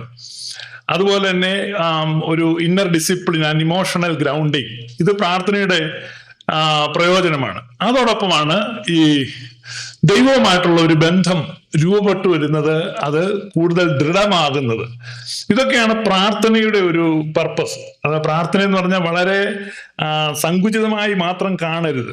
അപ്പൊ പ്രാർത്ഥന കൊണ്ട് എന്തെങ്കിലും പ്രയോജനമുണ്ടോ എന്നുള്ളത് വളരെയധികം ആളുകൾ പഠിക്കുകയും ചിന്തിക്കുകയും ചർച്ച ചെയ്യുകയും അതുപോലെ ഗവേഷണം ചെയ്യുകയും ഒക്കെ ചെയ്തിട്ടുണ്ട്. പ്രാർത്ഥന കൊണ്ട് എന്തെങ്കിലും ആളുകളുടെ പ്രയോജനം. അപ്പൊ പ്രാർത്ഥിക്കുന്ന ആളുകളെ, പ്രാർത്ഥിക്കാത്ത ആളുകളെ, പ്രാർത്ഥന ഒരാളുടെ വ്യക്തി ജീവിതത്തിൽ എന്ത് മാറ്റം വരുത്തുന്നു, ഇത്തരത്തിലുള്ള നിരീക്ഷണങ്ങളും പഠനങ്ങളും ഒക്കെ നടന്നതിന്റെ അടിസ്ഥാനത്തിൽ ഈ ഞാൻ പറയുന്നത് മതങ്ങളല്ല, സെക്കുലർ സ്റ്റഡീസും നടന്നിട്ടുണ്ട് ഈ കാര്യത്തിൽ. ഒന്നും രണ്ടും അല്ല, ഒരുപാട് സ്റ്റഡീസ്. അപ്പൊ അതിന്റെയൊക്കെ അടിസ്ഥാനത്തിൽ പൊതുവായി രൂപപ്പെടുന്നത്, മനസ്സിലാക്കുന്നത്, പ്രാർത്ഥന ഉത്കണ്ഠയെ കുറയ്ക്കും. പ്രാർത്ഥിക്കുന്ന വ്യക്തികളും പ്രാർത്ഥിക്കാത്ത വ്യക്തികളും തമ്മിൽ റെഡ്യൂസ്ഡ് ആൻസൈറ്റി. ഞാൻ ഈ ഒരു 1.5 മണിക്കൂർ ഡിബേറ്റ് കഴിയുമ്പോൾ ഇവിടെ പ്രാർത്ഥിക്കാത്ത ആളുകൾ ആരെങ്കിലും ഉണ്ടെങ്കിൽ, ഞാൻ അങ്ങനെയാ പറയുന്നത്, ആരെങ്കിലും ഉണ്ടെങ്കിൽ, ഞാൻ തോന്നുന്നില്ല എല്ലാവരും പ്രാർത്ഥിക്കുന്നവരാണെന്നാണ് എൻ്റെ വിശ്വാസം. നമ്മുടെ ഈ യോഗം തന്നെ നന്നായി നടക്കണമേ എന്ന് കഴിഞ്ഞ 2 മാസമായിട്ട് നമ്മുടെ ജെയിംസ് അവർ പ്രാർത്ഥിച്ചുകൊണ്ടിരിക്കുകയാണ്. അപ്പം ആ പ്രാർത്ഥനയുടെ ഒരു ഫലമാണ് ഇത്ര ആളൊക്കെ ഇവിടെ കൂടി ഇത് നടക്കുന്നത്. അപ്പൊ പ്രാർത്ഥിക്കാത്ത ആളുകളുണ്ടെന്ന് എനിക്ക് തോന്നുന്നില്ല. ലോകത്തൊരു മനുഷ്യനും പ്രാർത്ഥിക്കാത്തില്ല. അപ്പം വൈകാരികമായ നിയന്ത്രണം, അത് പ്രാർത്ഥിക്കുന്ന വ്യക്തിക്കുണ്ട്. ഇമോഷണൽ റെഗുലേഷൻ, അതുപോലെ കഷ്ടതയുടെ മധ്യത്തിൽ പ്രത്യാശ ഉണ്ടാകുന്നത്, അത് ക്ലിനിക്കൽ സ്റ്റഡീസ് നടന്നിട്ടുണ്ട്. ഈ പെട്ടെന്ന് ഹീലാകുന്നത്, പ്രാർത്ഥിക്കുന്ന ആളുകൾക്ക് ഹീലാകുന്നുണ്ട്. ഹോപ്പ് ഡ്യൂറിങ് സഫറിങ്, കഷ്ടതയുടെ മധ്യത്തിൽ ഒരു പ്രത്യാശ ഉണ്ടാകുക. അതുപോലെ റെസിലിയൻസ്, പോരാട്ട വീര്യം, അത് നമ്മുടെ ജോസഫ് സാറിന്റെ കഥ നമ്മൾ കേട്ടു. റെസിലിയൻസിന്റെ ഒരു ബെറ്റർ എക്സാമ്പിൾ ആണ്. ജോസഫ് സാറിന്റെ പ്രസംഗത്തിൽ ഒരു കാര്യം അദ്ദേഹം പറഞ്ഞു, പ്രാർത്ഥന ബലം നഷ്ടപ്പെടുന്നവനാണ് ആവശ്യമെന്ന്. എക്സാക്ട്ലി, ബലമുള്ളവർക്ക് പിന്നെ പ്രാർത്ഥിക്കേണ്ട ആവശ്യമില്ല. അപ്പൊ രോഗിക്കാണ് വൈദ്യനെ കൊണ്ട് ആവശ്യം.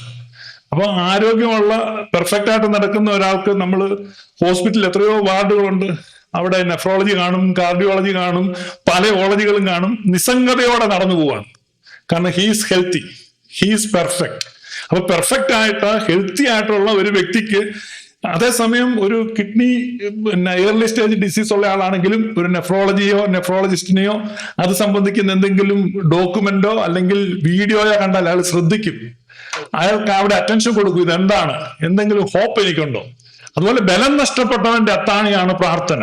ഈ ലോകത്ത് ബലമില്ലാത്തവർക്ക് വേണ്ടിയാണ് പ്രാർത്ഥന. അപ്പൊ ബലമുണ്ടെങ്കിൽ അവന് പ്രാർത്ഥനയുടെ ആവശ്യമില്ല. ഏകാന്തതയെ കുറയ്ക്കും പ്രാർത്ഥന, റെഡ്യൂസ്ഡ് ലോൺലിനെസ്. അതുപോലെ നമ്മുടെ ഈ പ്രാർത്ഥിക്കുന്ന വ്യക്തികളുടെ ഉള്ളിൽ ഒരു കൃതജ്ഞതാ മനോഭാവം ഉടലെടുത്തു വരും.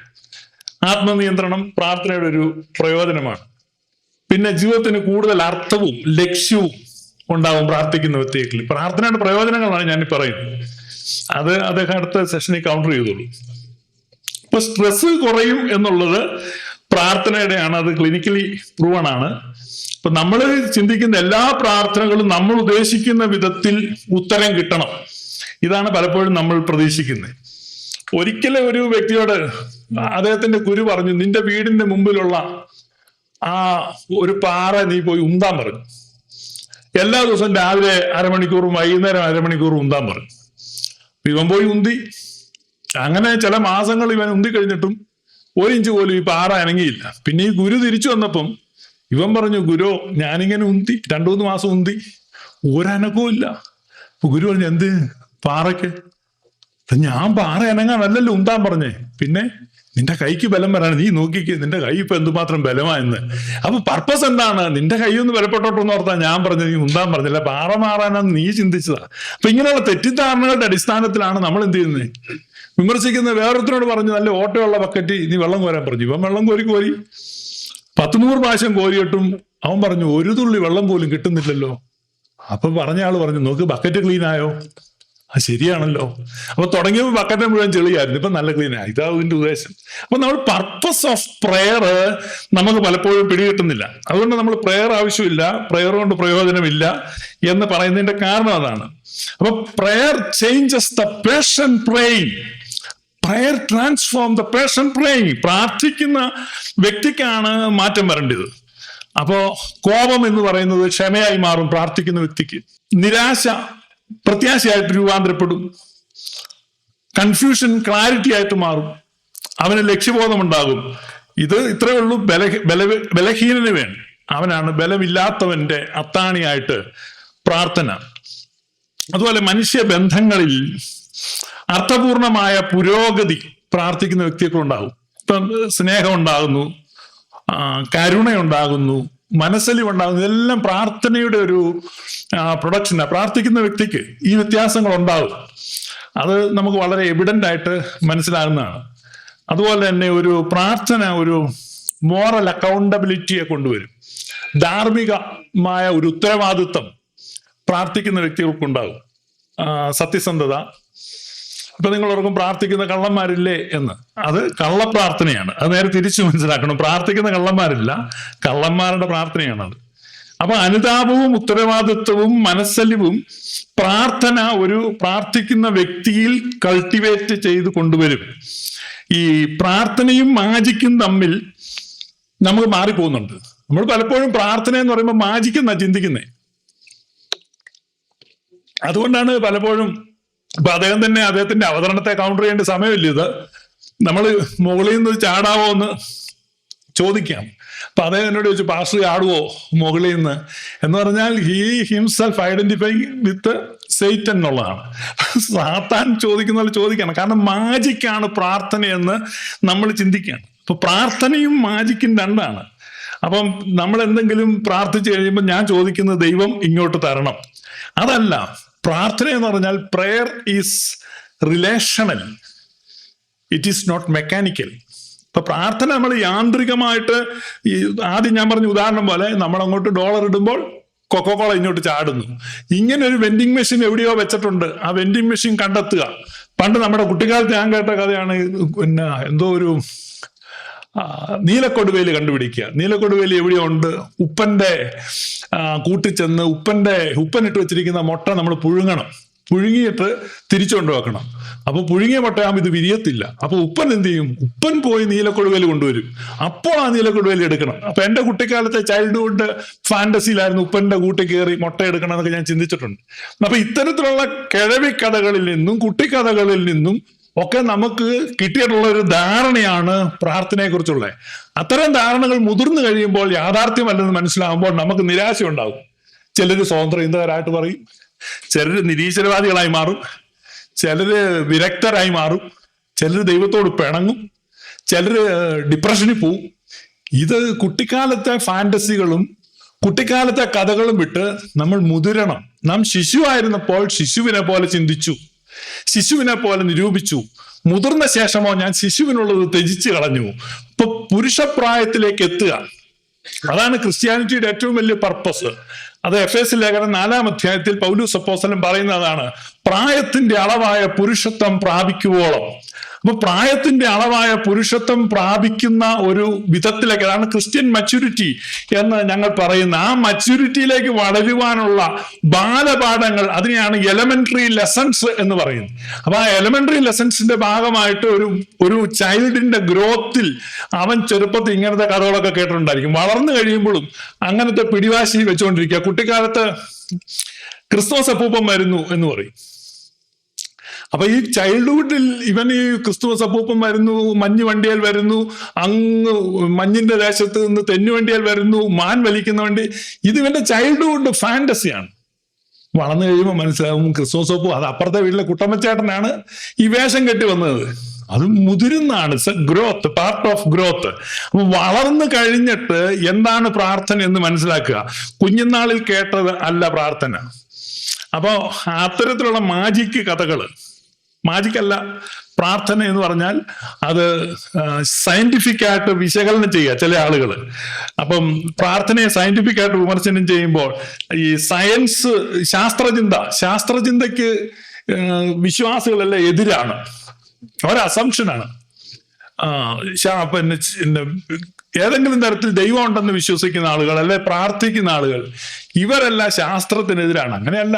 ശാസ്ത്രീയ കണ്ടുപിടുത്തങ്ങൾ നടത്തിയിട്ടുള്ളവരൊക്കെ തന്നെ വിശ്വസിക്കുന്നവരും പ്രാർത്ഥിക്കുന്നവരുമാണ് മഹാഭൂരിപക്ഷവും. അപ്പൊ എന്തോ ഇതൊരു തെറ്റായ നരേഷൻ കൊണ്ടുവരികയാണ്. Faith versus science. സയൻസും വിശ്വാസവും തമ്മിൽ ഭയങ്കര കുഴപ്പമാണ്. ഇത് ഈ ഡിബേറ്റിന്റെ വിഷയമല്ല. ആ ഡിബേറ്റിലോട്ട് തള്ളിക്കയറി വരുന്നതുകൊണ്ട് ഞാൻ അഡ്രസ് ചെയ്തതാണ്. അപ്പൊ അതുകൊണ്ട് പ്രാർത്ഥന എന്താണ്, ശാസ്ത്രം എന്താണ്, ഇത് തമ്മിൽ വ്യത്യാസമുണ്ട്. കാരണം സയൻസ് എന്ന് പറഞ്ഞു കഴിഞ്ഞാൽ അത് സ്റ്റഡി ഓഫ് മെഷറബിൾ മെക്കാനിസംസ് ആണ്. പക്ഷെ പ്രാർത്ഥന എന്ന് പറഞ്ഞു കഴിഞ്ഞാൽ എന്താണ്? പ്രാർത്ഥന ഇത് philosophy, metaphysics and personal experience. അപ്പൊ അതിനെ ഒരിക്കലും സയൻസിന്റെ ടൂൾ വെച്ചിട്ട് മെഷർ ചെയ്യാനോ അനലൈസ് ചെയ്യാനോ പറ്റില്ല. അതിന്റെ റിസൾട്ടുകൾ നോക്കാം. അതിന്റെ റിസൾട്ടുകളാണ് ഈ പ്രാർത്ഥിക്കുന്ന വ്യക്തികളിൽ വ്യക്തമായ വ്യത്യാസങ്ങൾ പ്രാർത്ഥിക്കുന്ന സമയത്ത് വരുന്നുണ്ട് എന്നുള്ളത്. അത് പല സ്റ്റഡീസും, ഇപ്പം സെക്കുലർ സ്റ്റഡീസിൽ പോലും പ്രാർത്ഥന കൊണ്ട് പ്രയോജനമുണ്ട് എന്ന് നമ്മൾ മനസ്സിലാക്കിയിട്ടുണ്ട്. പ്രാർത്ഥനകൾ കൊണ്ട് മനുഷ്യന്റെ മനസ്സിൽ ആന്തരികമായ സമാധാനം ഉണ്ടാകുന്നു, അവന്റെ കൺഫ്യൂഷൻസിൽ വലിയ മാറ്റം ഉണ്ടാകുന്നു, അതുപോലെ അവന് തീരുമാനങ്ങൾ എടുക്കാനുള്ള ശക്തി ഉണ്ടാകുന്നു, അതുപോലെ ഭയം അവനിൽ നിന്ന് മാറിപ്പോകുന്നു. ഇത് ബൈബിളുമായിട്ട് ബന്ധപ്പെടുത്തി പറഞ്ഞാൽ ബൈബിളിൽ ഏറ്റവും കൂടുതൽ നൽകുന്നൊരു വാഗ്ദത്തം ഭയപ്പെടേണ്ട എന്നുള്ളതാണ്. മോർ ദാൻ 400 ടൈംസ് ബൈബിളിൽ പറയുന്നു ഈ ഒരു വാക്കുണ്ട്, ഫിയർ നോട്ട്, ഭയപ്പെടേണ്ട. കാരണം മനുഷ്യന്റെ ഏറ്റവും വലിയൊരു പ്രശ്നം ഇതാണ്, പാനിക്കാകുക, ഭയപ്പെടുക, പരിഭ്രാന്തരാകുക, ഭയപ്പെടുക, ഒരു കാര്യം കേട്ടാൽ ഉടനെ പെട്ടെന്ന് ഷോക്കാകുക. ഇങ്ങനെയുള്ള അവസ്ഥകളിൽ പ്രാർത്ഥിക്കുന്ന വ്യക്തികൾക്ക് വ്യക്തമായി അവന്റെ മനസ്സിനെ, വികാരത്തെ നിയന്ത്രിക്കുവാൻ, അവന് കാമാകുവാൻ, വ്യക്തമായ തീരുമാനങ്ങൾ എടുക്കുവാൻ സാധിക്കും. ഇത് ധാരാളം സ്റ്റഡീസ് ഇത് തെളിഞ്ഞിട്ടുണ്ട്. അതുകൊണ്ട് പ്രാർത്ഥന എന്ന് പറഞ്ഞാൽ കേവലം നമ്മളെ ചോദിക്കുന്ന ഒരു സാധനം ഇങ്ങോട്ട് താ, ഇടുകുടുക്ക ചോറും കറിയും എന്ന് പറയുമ്പോഴേക്കും കുടുക്ക ഇങ്ങനെ ചോറും കറിയിടും. അപ്പൊ അത്തരം ഒരു കുടുക്ക നമുക്ക് കണ്ടുപിടിക്കുക. അല്ലെങ്കിൽ അക്ഷയപാത്രം, നമ്മൾ പുരാണങ്ങളിലൊക്കെ കണ്ടു, ഇങ്ങനെ ഒരു അക്ഷയപാത്രം കിട്ടുക. ഇതൊക്കെയാണ് നമ്മുടെ പ്രാർത്ഥനയെ പറ്റി. അല്ലെങ്കിൽ US ലോട്ടറി അടിക്കുക, അല്ലെങ്കിൽ നിധി കിട്ടുക, അല്ലെ നാഗമാണിക്യം കിട്ടുക, ഇങ്ങനെയൊക്കെയുള്ള കഥകളാണ്. അതല്ല, മറിച്ച് ഒരു വ്യക്തിയെ രൂപപ്പെടുത്തുന്ന, അവന്റെ ദൈനംദിന ജീവിതത്തിൽ നിരന്തരമായി കൃത്യമായി പ്രാർത്ഥിക്കുന്ന വ്യക്തികൾക്ക് ആ പ്രാർത്ഥനയുടെ പ്രയോജനമുണ്ട്. ഒരു എക്സാമ്പിൾ പറഞ്ഞാൽ, ഈ ലുത്തിനിയാകൾ ചൊല്ലുന്ന, കൃത്യമായി ലുത്തിനിയാകൾ ചൊല്ലുന്ന ആളുകൾക്ക് അവന്റെ ന്യൂറൽ വയറിങ്ങിൽ പോലും വ്യത്യാസം വരുന്നതായിട്ട് സ്റ്റഡീസ് കണ്ടുപിടിച്ചിട്ടുണ്ട്. ഫിസിക്കൽ ചേഞ്ചസ് വരെ വരുന്നുണ്ട്. അപ്പൊ അത്തരത്തിലുള്ള ഗുണപരമായ മാറ്റങ്ങൾ പ്രാർത്ഥനയ്ക്ക് ഉണ്ട് എന്നുള്ളതാണ് എനിക്ക് പറയാനുള്ളത്. 2 മിനിറ്റ് എന്ന് എഴുതി കാണിച്ചിട്ടുണ്ട്. സോ ഞാൻ അടുത്ത സെഷനിൽ ബാക്കി പറയാം.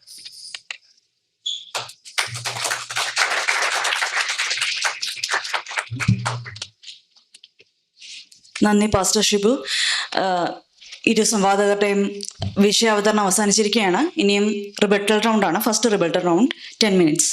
ഒരു കാര്യത്തില് എനിക്ക് വളരെ സന്തോഷമുണ്ട്.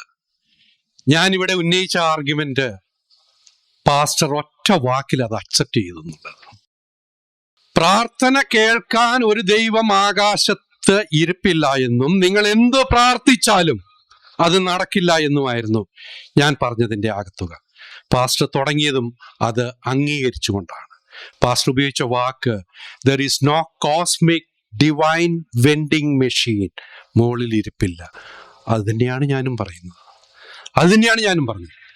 അവിടെ നിന്നും പാസ്റ്റർ പ്രാർത്ഥനയുടെ ഗുണങ്ങളെക്കുറിച്ച് ഒരു 10-12 മനോഹരമായ വാക്കുകൾ ഇവിടെ പറഞ്ഞു. പ്രാർത്ഥിച്ചാൽ കിട്ടുന്ന ഗുണങ്ങൾ എന്തൊക്കെയാണ് ഞാൻ കുറെ എഴുതി വെച്ചു. റെഡ്യൂസ്ഡ് ആങ്സൈറ്റി പ്രാർത്ഥിച്ചാൽ, റെസിലിയൻസ് പോരാട്ട വീര്യം, ജോസഫ് മാഷിനെയൊക്കെ ചൂണ്ടിക്കാണിച്ചിട്ടുണ്ട്, പ്രാർത്ഥിച്ചത് കൊണ്ടാണ് കിട്ടിയത്. പിന്നെ ജീവിതത്തിന് അർത്ഥം ഉണ്ടാകുന്നു, ലക്ഷ്യമുണ്ടാകുന്നു പ്രാർത്ഥിച്ചാൽ, ഡിസിപ്ലിൻ ഉണ്ടാകുന്നു പ്രാർത്ഥിച്ചാൽ, സ്ട്രെസ് കുറയുന്നു. അവിടം വരെ എത്തിയപ്പോഴേക്കും ഞാൻ എഴുത്ത് നിർത്തി. കാരണം മനോഹരമായ വാക്കുകൾ. എന്നാൽ ഇന്നാ പിടിച്ചോ പാസ്റ്ററെ, ഈ പാസ്റ്റർ പറഞ്ഞ ഈ മനോഹരമായ 10-15 വാക്കുകൾക്ക് ഒരു 30 പ്രാർത്ഥിക്കുന്നത് കൊണ്ടുള്ള ദോഷങ്ങൾ ഞാനൊരു 30 എണ്ണം വേണമെങ്കിൽ അത് അങ്ങോട്ട് തിരിച്ചു പറയാം. പ്രാർത്ഥിച്ചാൽ നിങ്ങൾക്ക് ലഭിക്കുന്നത്, ഇപ്പൊ എല്ലാവരും പറയും പ്രാർത്ഥിച്ചാൽ ഒരു ആശ്വാസം കിട്ടുമെന്നാണ് പറയുന്നത്. പ്രാർത്ഥിച്ചാൽ ആശ്വാസം കിട്ടുമെന്ന് ഞാൻ നിഷേധിക്കുന്നില്ല. പ്രാർത്ഥിച്ചാൽ ആശ്വാസം കിട്ടും. പക്ഷേ ഒരു ഫേക്ക് ആശ്വാസമാണ് നിങ്ങൾക്ക് പ്രാർത്ഥിച്ചാൽ കിട്ടുക.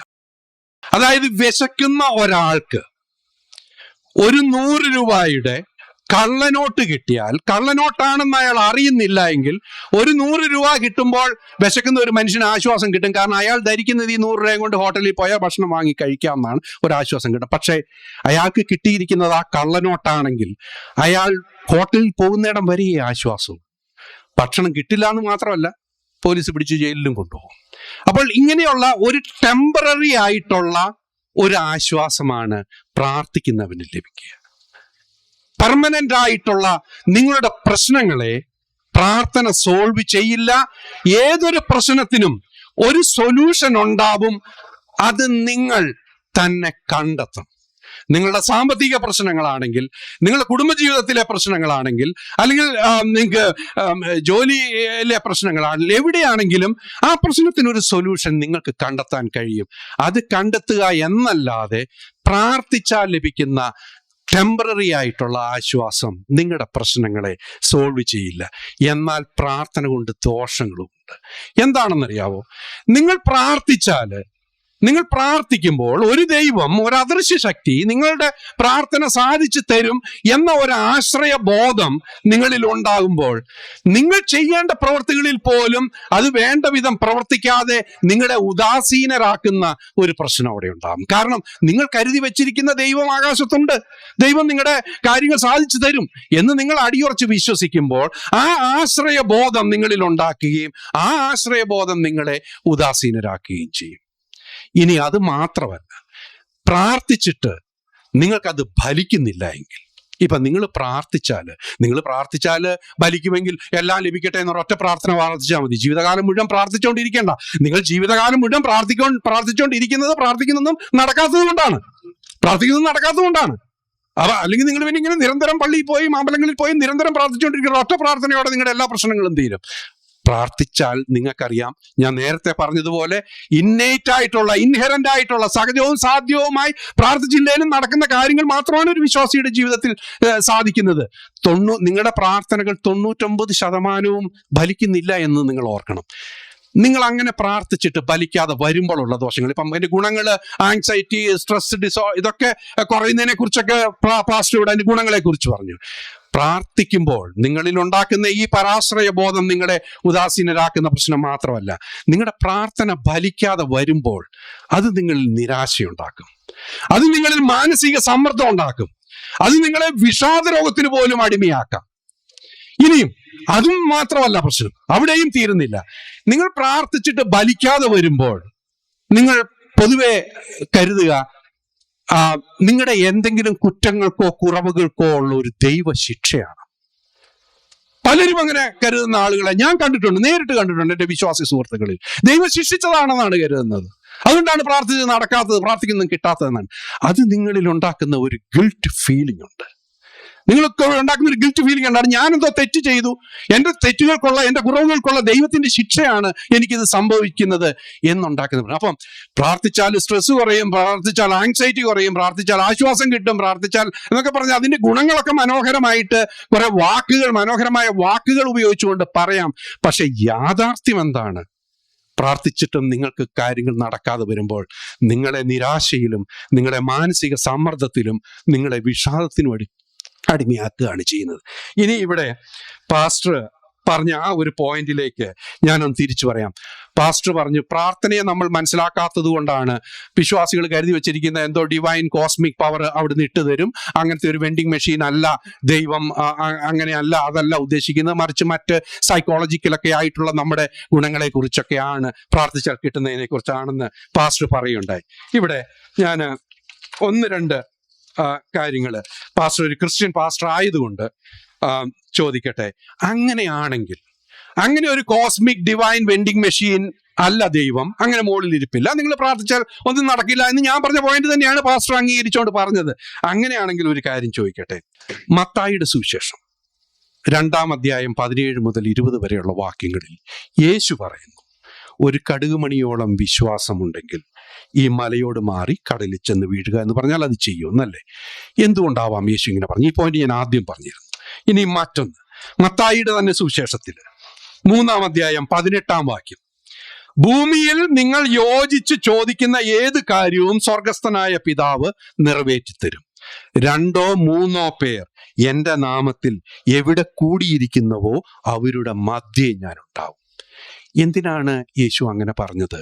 ഈ നിങ്ങൾ യോജിച്ച് ചോദിക്കുന്ന 2-3 പേർ യോജിച്ച് ചോദിക്കുന്ന എന്ത് കാര്യവും എന്റെ നാമത്തിൽ ചോദിച്ചാൽ അത് എൻ്റെ സ്വർഗസ്ഥനായ പിതാവ് നിറവേറ്റിത്തരും എന്ന് പറയുന്നതിന്റെ കാരണം എന്താണ്? ബൈബിളിലുള്ള വാക്യമല്ലേ, പറഞ്ഞത് യേശുവല്ലേ, യഹോവയൊന്നുമല്ല, യേശു പറഞ്ഞ വാക്യങ്ങളാണ് പറയുന്നത്. ഇനിയും മർക്കോസിന്റെ സുവിശേഷം 4-ാം അധ്യായം 11-ാം വാക്യം, അതിനാൽ ഞാൻ പറയുന്നു, പ്രാർത്ഥിക്കുകയും യാചിക്കുകയും ചെയ്യുന്ന എന്തും ലഭിക്കുമെന്ന് വിശ്വസിക്കുവിൻ, നിങ്ങൾക്ക് ലഭിക്കുക തന്നെ ചെയ്യും. എന്താ യേശു പറഞ്ഞതിന്റെ അർത്ഥം? ഇങ്ങനെ ഒരു കോസ്മിക് വെൻഡിങ് മെഷീൻ ഒന്നും അല്ല ഈ ദൈവങ്ങളെങ്കിൽ. നിങ്ങൾ പ്രാർത്ഥിക്കുന്ന ഒന്നും അങ്ങനെ കിട്ടുന്നതല്ല, പ്രാർത്ഥനയുടെ ഗുണവും അതൊന്നും അല്ല, മറ്റെന്തൊക്കെയോ സൈക്കോളജിക്കലായിട്ടുള്ള സ്ട്രെസ്സും ആങ്സൈറ്റിയും പ്രശ്നങ്ങളൊക്കെ പരിഹരിക്കുന്നു എന്നുള്ളതാണ് എങ്കിൽ യേശുവിനെ പാസ്റ്റർ നിരാകരിക്കുന്നുണ്ടോ? പറയണം, അത് മറുപടിയിൽ പറയണം. ഇനിയും അവിടെയും തീരുന്നില്ല. യോഹന്നാന്റെ സുവിശേഷം 5-ാം അധ്യായം 14 മുതൽ 14-ാം വാക്യം, നിങ്ങൾ എൻ്റെ നാമത്തിൽ ആവശ്യപ്പെടുന്നതെന്തും പിതാവ് പുത്രനിൽ മഹത്വപ്പെടാൻ വേണ്ടി ഞാൻ പ്രവർത്തിക്കും. എന്റെ നാമത്തിൽ നിങ്ങൾ എന്നോട് എന്തെങ്കിലും ചോദിച്ചാൽ ഞാൻ അത് ചെയ്തു തരും. ഞാൻ ആവർത്തിച്ചു പറയുന്നു, എന്റെ നാമത്തിൽ നിങ്ങൾ എന്നോട് എന്തെങ്കിലും ചോദിച്ചാൽ ഞാൻ അത് ചെയ്തു തരും എന്ന് യേശു പറഞ്ഞതിന്റെ കാരണം എന്താണ്? ഞാൻ പറയുമ്പോൾ സമയം പെട്ടെന്ന് പോകുന്നു. ഇനിയും അവിടെയും തീരുന്നില്ല. യോഹന്നാന്റെ സുവിശേഷം 15-ാം അധ്യായം, നിങ്ങൾ എൻ്റെ നാമത്തിൽ പിതാവിനോട് ചോദിക്കുന്നത് എന്തും അവിടുന്ന് നിങ്ങൾക്ക് നൽകും. അപ്പോൾ ഇവിടെ നോക്കൂ, യേശു പറയുകയാണ്, നിങ്ങൾ എന്നോട് ചോദിച്ചാൽ ഞാൻ തരും. നിങ്ങൾ എൻ്റെ നാമത്തിൽ നിങ്ങൾ എൻ്റെ പിതാവിനോട് ചോദിച്ചാൽ പിതാവ് എന്നെ മഹത്വപ്പെടുത്താൻ വേണ്ടി പിതാവും ചെയ്തു തരും. ഇതിന്റെയൊക്കെ അർത്ഥം എന്താണ്? യേശു ഈ പറഞ്ഞ കാര്യങ്ങളുടെ അർത്ഥം എന്താണെന്ന് പാസ്റ്റർ ഒന്ന് വിവരിക്കുമെന്ന് ഞാൻ കരുതുന്നു. ഇവിടുന്ന് ടെക്സസില്, ഇവിടുന്ന് ഡാളസിൽ നിന്ന് ഏതാണ്ട് ഒരു 200-250 കിലോമീറ്ററേ ഉള്ളെന്ന് തോന്നുന്നേ ഈ സൂദർലാൻഡ് നിങ്ങൾ സ്ഥലം കേട്ടിട്ടുണ്ടല്ലേ? അവിടെ പിന്നെ 2017 നവംബർ 5-ാം തീയതി സൂദർലാൻഡ് സ്പ്രിംഗ് ഷൂട്ടിങ്ങിനെ കുറിച്ച് നിങ്ങൾ അന്ന് വാർത്ത 2017 ഇവിടെ ഉള്ളവർ കേട്ടിട്ടുണ്ടാവും. സൂദർലാൻഡിലെ ചർച്ചില് ഞായറാഴ്ചയാണ്, പ്രാർത്ഥന നടന്നുകൊണ്ടിരിക്കുകയാണ്, ഒരു അക്രമി വന്ന് വെടിയുതിർക്കുകയാണ്. യേശുവിനെ ആരാധിക്കുകയും വാഴ്ത്തുകയും ചെയ്യുന്ന ഞായറാഴ്ച പള്ളിയിൽ വന്ന് വെടിയുതിർക്കുകയാണ്. 26 പേരാണ് കൊല്ലപ്പെടുന്നത്, 22 പേരാണ് ഇൻജേർഡ്. ഇവിടെ ഈ ടെക്സസ് സ്റ്റേറ്റിലെ കാര്യമൊക്കെ പറയുന്നത് കേട്ടോ. 2017 പള്ളിയിൽ ഞായറാഴ്ച കുർബാന പ്രാർത്ഥന നടന്നുകൊണ്ടിരിക്കുമ്പോൾ പ്രാർത്ഥന നയിച്ചുകൊണ്ടിരുന്ന പാസ്റ്ററും പാസ്റ്ററുടെ കുടുംബത്തിലുള്ള 8 പേരും കൊല്ലപ്പെടുകയാണ്. അതിലെ ഏറ്റവും ദുഃഖകരമായ ഒരു സത്യം എന്താണെന്നറിയോ? എനിക്കത് പറയുമ്പോൾ ഇപ്പോഴും സങ്കടം വരും. അന്ന് ആ മരിച്ച 22 പേരിൽ 9 മാസം ഗർഭിണിയായ ഒരു സ്ത്രീ ഉണ്ടായിരുന്നു. അവരുടെ വയറിനുള്ളിലെ കുഞ്ഞിനിട്ടാണ് വെടികിട്ടുന്നത്. ആ കുഞ്ഞ് മരിക്കുകയാണ്. ഒരു ദൈവം ഇത് കാണുന്നുണ്ടെങ്കിൽ, മുകളിലുണ്ട് എങ്കിൽ ഇങ്ങനെ നടക്കും. 2 മിനിറ്റ്, അടുത്ത സെഷൻ തീരാൻ കുറച്ച് പിന്നെ എന്ന് നിങ്ങൾ കരുതുന്നുണ്ട്. ഇതുപോലെ തന്നെയായിരുന്നു 2019 ഈസ്റ്റർ ബോംബിങ്. പിന്നെ ശ്രീലങ്കയിലെ ഈസ്റ്റർ ബോംബിങ്. ഈസ്റ്റർ ദിനത്തിൽ യേശു മരിച്ചതിൽ നിന്ന് ഉയർത്തതിന്റെ പിന്നെ അവിടെ സെലിബ്രേഷനാണ് ഈസ്റ്റർ അല്ലേ? 3 പള്ളിയിലായിരുന്നു ബോംബ് സ്ഫോടനം. ISIS തീവ്രവാദികൾ. ആദ്യത്തെ സ്ഫോടനം നടന്നത് നിങ്ങൾക്കറിയാം, ശ്രീലങ്ക ഇവിടെ സെന്റ് ആന്റണീസ് ചർച്ചില് കൊളംബോയില് 90 പേര് മരിക്കുന്നു. രണ്ടാമത്തെ പിന്നെ സെന്റ് സെബാസ്റ്റ്യൻ ചർച്ചിൽ നൊഗോബയില് 100 പേര് മരിക്കുന്നു. മൂന്നാമത്തെ ഒരു പ്രൊട്ടസ്റ്റന്റ് ഇവാഞ്ചലിക്കൽ ചർച്ചായിരുന്നു ബാറ്റിക്കോളയില് 30 പേര് മരിക്കുന്നു. പള്ളിക്കുള്ളിലാണ്, യേശുവിനെ ആരാധിക്കുകയാണ്, പുകഴ്ത്തുകയാണ്, പ്രാർത്ഥിക്കുകയാണ്. അങ്ങനെ യേശുവിനോട് തന്നെ പ്രാർത്ഥിച്ചുകൊണ്ടിരിക്കുമ്പോൾ അവിടെ ബോംബ് സ്ഫോടനം, തീവ്രവാദികൾ വന്ന് നടത്തുമ്പോൾ ആ യേശുവിനെ ആരാധിക്കുന്ന ആളുകൾ ആ പള്ളിക്കുള്ളിൽ തന്നെ കൊല്ലപ്പെടുകയാണ്. ഒരു ദൈവവും ഒരു ദൈവവും മുകളിൽ ഇരുന്നുകൊണ്ട് നമ്മുടെ ജീവിതത്തിന്റെ ഒരു കുഞ്ഞു കാര്യങ്ങളിലും ഇടപെടുന്നില്ല എന്നുള്ളത് അത് പാസ്റ്റർ ആദ്യം അംഗീകരിച്ചു. പാസ്റ്ററും പറഞ്ഞു അത് ഒരു ഡിവൈൻ കോസ്മിക് പവർ മുകളിൽ ഇരുന്ന് നിയന്ത്രിക്കുന്നില്ല എന്ന്. ഏറെക്കുറെ ഞങ്ങളിപ്പോ ഒരേ പേജിലായി. നമ്മൾ പറയുന്ന പോയിന്റ് തന്നെയാണ് പാസ്റ്റർ അംഗീകരിച്ചുകൊണ്ടാണ് പാസ്റ്റർ തുടങ്ങിയത്. അതല്ല പിന്നെ ആ കൂടി കുറെ സൈക്കോളജിക്കൽ ഗുണം. അതിന് ഞാൻ പറഞ്ഞു. പക്ഷെ പാസ്റ്റർ ഒരു കാര്യത്തിന് മറുപടി പറയണം. യേശുവിന്റെ ഈ ഡയലോഗുകൾ എന്നോട് പ്രാർത്ഥിച്ചാൽ ഞാൻ സാധിച്ചു തരും, എൻ്റെ പിതാവിനോട് പ്രാർത്ഥിച്ചാൽ എൻ്റെ പിതാവ് അത് സാധിച്ചു തരും, മല പോയി കടലിൽ വീഴും, എന്തും സംഭവിക്കും, എന്തും സാധിക്കും എന്ന് പറഞ്ഞതിന്റെ സാങ്കത്യം കൂടി അടുത്ത സെഷനിൽ പാസ്റ്റർ എക്സ്പ്ലെയിൻ ചെയ്യുമെന്ന് കരുതുന്നു. Thanks James. Rebuttal round 1 by pastor Shibu. ഇത് ഡിബേറ്റ് ഞാൻ ജയിച്ചതായിട്ട് പ്രഖ്യാപിക്കുന്നു. കാരണം പ്രാർത്ഥിക്കുന്ന എനിക്ക് ശാന്തതയുണ്ട്, സമയനിഷ്ഠയുണ്ട്. പ്രാർത്ഥിക്കാൻ വിട്ടുപോയ അദ്ദേഹത്തിന് ആപ്പാട് വെപ്രാളവും ഓവറായിട്ട് ടൈം എടുക്കുകയും. ഇതാണ് സാറേ ഞാൻ പറഞ്ഞു, നമ്മൾ പ്രാർത്ഥിച്ചാല് നമ്മുടെ ഫിയർ സെന്റർ ഒക്കെ ഒന്ന് ഷ്രിങ്ക് ആവുകയും ഇതെല്ലാം കൺട്രോൾ ആവുകയും ചെയ്യും. കാരണം പ്രാർത്ഥന കൊണ്ട് നമ്മുടെ കമാൻഡ് സെന്റർ, ഈ പ്രീഫ്രോണ്ടൽ കോർട്ടെക്സ്, അത് വളരെയധികം ഇൻഫ്ലുവൻസ്ഡ് ആവുന്ന സെക്യുലർ സ്റ്റഡീസ് ഉണ്ട്. അതുപോലെ മെമ്മറി, എമ്പതി ബൂസ്റ്റ് ആവും. അതുപോലെ quietening of the worry loop. Sir ഇതൊക്കെ ഒന്ന് പഠിക്കുക. Default mode network. ശാസ്ത്രചിന്തകരായതുകൊണ്ട് ശാസ്ത്രീയമായിട്ട് തന്നെ കാര്യങ്ങളെ മനസ്സിലാക്കണം. പ്രാർത്ഥന കൊണ്ട് ഒരുപാട് പ്രയോജനമുണ്ട്. നമുക്ക് മനസാന്നിധ്യം ഉണ്ടാവും. നമുക്ക് ഈ വെപ്രാളം, ആക്രാന്തം, ഇങ്ങനെയുള്ള കാര്യങ്ങളിൽ നിന്നൊക്കെ രക്ഷപ്പെടാൻ പറ്റും. പിന്നെ സാറ് ഈ റെഡ് ഹെറിംഗ് ഫാലസി കൊണ്ടുവന്നിട്ടുണ്ട്. ഈ ഉണക്കമീന് ഒരു ബസ്സിനകത്ത് കൊണ്ടുവന്ന് എല്ലാവരും അങ്ങോട്ട് നോക്കും. ഇത് വിഷയമായിട്ട് ഒരു ബന്ധമില്ലാത്ത കാര്യങ്ങളിൽ മലയുടെ മുകളിൽ നിന്ന് ചാടാൻ പറഞ്ഞു, പിന്നെ യേശു പ്രാർത്ഥിക്കാൻ പറഞ്ഞു. അപ്പൊ അത് നടക്കും. മല എന്താണ് അതിന് ഞാൻ ഉത്തരം പറയണം. അപ്പൊ എന്ത് ചെയ്യണം? ഞാനൊരു ബൈബിളിലെ ഒരു സംശയത്തിന് ഇപ്പൊ ബൈബിൾ ക്ലാസ് എടുക്കേണ്ട ഗതികേട് വരികയാണ്. അപ്പൊ അതാണ് റെഡ് ഹെറിംഗ് ഫാലസിയാണ്. വിഷയത്തിൽ നിന്ന് പോയി. അപ്പം എന്നോട് ചോദിച്ചു, ഞാനൊരു ഉത്തരവാദിത്തമുള്ള ക്രിസ്തീയ പ്രഭാഷകനായതുകൊണ്ട് ഉത്തരം പറയാം. നിങ്ങൾക്ക് കടുകുമണിയോളം വിശ്വാസമുണ്ട് ഈ മലയോടെന്നാ പറഞ്ഞ്. പർട്ടിക്കുലർ ഏതെങ്കിലും മലയോടെന്നല്ല. ആ മല ഏതാണ്? യെരുശലേം എന്ന മലയാണ്. യഹൂദന്റെ സാംസ്കാരികതയാണ്, അവന്റെ ചരിത്രം, അവന്റെ പാരമ്പര്യം, ആ യഹൂദ സംസ്കാരം. ആ മല എവിടെ പോയി ചാടും? കടലിൽ പോയി ചാടുമെന്നാ പറഞ്ഞത്. കടൽ എന്നുള്ളത് ബൈബിളിന്റെ ഇമേജറിയിൽ ഈ നോൺ ജ്യൂസിനെ, വിജാതീയരുടെ ലോകത്തെ കാണിക്കുന്നതാണ്. അത് പറയാൻ പോയി കഴിഞ്ഞാൽ ഒത്തിരി റെഫറൻസ് ഞാൻ എടുക്കേണ്ടി വരും. അതുകൊണ്ട് ഈ യഹൂദൻ കടലിൽ പോയി ചാടും എന്ന് പറഞ്ഞാൽ യഹൂദൻ ജാതികളുടെ ഇടയിലേക്ക് ചെതറപ്പെടും എന്നാണ് യേശു പറഞ്ഞത്. സഭയുടെ കടുകുമണിയോളമുള്ള വിശ്വാസത്താൽ AD 70 ഈ യഹൂദൻ ആ മല കടലിൽ പോയി വീണു. അത് കൃത്യമായിട്ട് കർത്താവ് പറഞ്ഞ് നടന്നു. അതുകൊണ്ട് ബൈബിളിൽ ഒരു വാക്യം എടുത്തു വെച്ച് ചോദിച്ചാൽ അത് എന്താണെന്ന് ചോദിച്ചാൽ ഏത് വാക്യം ചോദിച്ചാലും കൃത്യമായിട്ട് പറയും. പക്ഷെ അതിനിപ്പോ സമയമില്ല, അതിനുള്ള അവസരമല്ല ഇത്. അതുകൊണ്ട് ചോദിച്ചതുകൊണ്ട് അതിന്റെ ഉത്തരം പറഞ്ഞതേ ഉള്ളൂ. അപ്പൊ അതുകൊണ്ട് ധാരാളം സ്റ്റഡീസ് ഈ പ്രാർത്ഥനയ്ക്ക് ഇങ്ങനെ പ്രയോജനമുണ്ട് എന്ന് പറഞ്ഞിട്ടുണ്ട്. ചോദിച്ച ചോദ്യങ്ങൾക്കാണ്. അതുപോലെ തന്നെ ഞാൻ പറഞ്ഞതിനെ കൗണ്ടർ ചെയ്യല്ല, പുതിയ ആർഗ്യുമെന്റ്സ് കൊണ്ടുവരികയാണ് എന്റെ എതിർ സംവാദകം ചെയ്തത്. കാരണം കൗണ്ടർ ചെയ്യേണ്ട സമയത്ത് കൗണ്ടർ ചെയ്യാതെ പിന്നെ പുതിയ ആർഗ്യുമെന്റ് കൊണ്ടുവരുന്നത് അതൊരു സംവാദത്തിന്റെ രീതിക്ക് ചേർന്നല്ല. അപ്പൊ അദ്ദേഹത്തിന്റെ അവതരണത്തിലെ പോയിന്റുകൾ ഞാൻ എടുക്കാം. അദ്ദേഹം അവതരണത്തിൽ പറഞ്ഞ point, there is no God. ഇത് സംവാദ വിഷയമല്ല. എന്നെ സംവാദത്തിന് ക്ഷണിച്ചപ്പോ ദൈവം ഉണ്ടോ ഇല്ലയോ എന്നുള്ളതല്ല സംവാദ വിഷയം.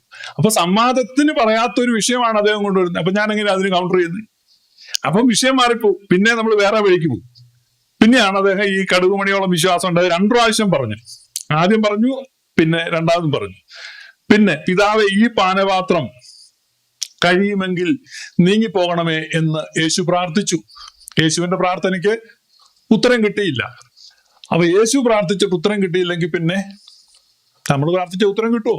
ആ സുവിശേഷ ഭാഗം തന്നെ വായിക്കുക. അപ്പോൾ അവനെ ശക്തിപ്പെടുത്തുവാൻ ദൈവത്തിന്റെ ഒരു ദൂതൻ പ്രത്യക്ഷനായി, അങ്ങനെ എഴുതി വെച്ചിട്ടുണ്ട്. അപ്പൊ യേശു പ്രാർത്ഥിച്ചു. എന്താണ്? കുരിശുമരണം, അതിക്രൂരമായ പീഡാസഹനം, അതിലൂടെ കടന്നു പോകാനുള്ള ധൈര്യത്തിനും കരുത്തിനും വേണ്ടിയാണ് യേശു പ്രാർത്ഥിക്കുന്നത്. ആ പ്രാർത്ഥനയ്ക്ക് ഉത്തരം കിട്ടിയെന്ന് അവിടെ എഴുതി വെച്ചിട്ടുണ്ട്.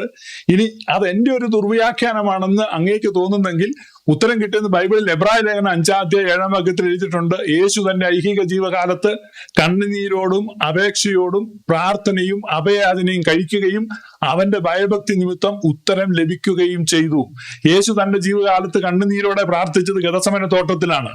ആ പ്രാർത്ഥനയ്ക്ക് ഉത്തരം കിട്ടിയെന്നാണ് ബൈബിൾ പറയുന്നത്. എന്ന് പറഞ്ഞാൽ കർത്താവിനെ ശക്തിപ്പെടുത്തി ഈ കഷ്ടതയിലൂടെ കടന്നു പോകാൻ. ഇപ്പൊ ഏറ്റവും ഒടുവിലായിട്ട് അദ്ദേഹം പറഞ്ഞ ഒരു ആരോപണം, ഒരു പള്ളിയിൽ ഞായറാഴ്ച ഒരു അക്രമി വന്ന് വെടിവെച്ചപ്പോ പാസ്റ്റർ അടക്കം 29 പേരോ മറ്റോ കൊല്ലപ്പെട്ടു. അത് ഭയങ്കര ഒരു പരാജയമായിട്ടാണ് അദ്ദേഹം പറയുന്നത്. എന്ന് പറഞ്ഞാൽ ഞായറാഴ്ച ക്രിസ്ത്യാനികൾ കൂടി ഇരുന്നിടത്ത് അക്രമി വന്ന് വെടിവെച്ചു. അപ്പൊ പ്രാർത്ഥന എന്ന് പറഞ്ഞാൽ immunity അഗനിസ്റ്റ് all kind of afflictions and sufferings. ഇതും ഒരു തെറ്റായ ധാരണയാണ്. പ്രാർത്ഥിച്ചു കഴിഞ്ഞാൽ എന്തോ ഒരു ബുള്ളറ്റ് പ്രൂഫ് കവചം പോലെ ഒന്നും നമുക്ക് ചുറ്റും ഇങ്ങനെ വരും, അപ്പൊ നമുക്ക് നേരെ വരുന്ന വെടിയുണ്ടകളൊന്നും നമ്മുടെ ദേഹത്ത് കൊള്ളില്ല, ഇങ്ങനെയൊക്കെ അങ്ങ് അസ്യൂം ചെയ്യും. അങ്ങനെയൊന്നും ഇല്ല പ്രാർത്ഥന എന്ന് പറഞ്ഞാൽ. കാരണം ക്രൈസ്തവര് അവരുടെ വിശ്വാസത്തിന്റെ കേന്ദ്ര ബിന്ദുവായിട്ട് വെച്ചിരിക്കുന്ന യേശു ക്രിസ്തുവാണ്. ആ യേശു ക്രിസ്തുവിനെ റോമൻ പടയാളികൾ ചമ്മട്ടി വെച്ച് അടിച്ചപ്പോൾ അദ്ദേഹത്തിന്റെ ദേഹത്ത് കൊണ്ടു, അദ്ദേഹത്തിന്റെ ദേഹം മുറിഞ്ഞു, അവിടെ നിന്ന് രക്തം വന്നു. റിയാലിറ്റിയിലാണ് ക്രൈസ്തവർ ജീവിക്കുന്നത്. അതുകൊണ്ട് കഷ്ടത, പ്രതികൂലങ്ങൾ, ഉപദ്രവങ്ങൾ, ബുദ്ധിമുട്ടുകൾ, സങ്കടങ്ങൾ, തല്ല്, തടവ്, ഇങ്ങനെയുള്ള അപകടങ്ങൾ, ഇതിനെയൊന്നും പ്രാർത്ഥന കൊണ്ട് മാറ്റിക്കളയുക എന്നുള്ളതല്ല. കാരണം ഇതിലൂടെ എല്ലാം കടന്നുപോയവരാണ് യേശു ക്രിസ്തുവും അപ്പോസ്തലന്മാരും.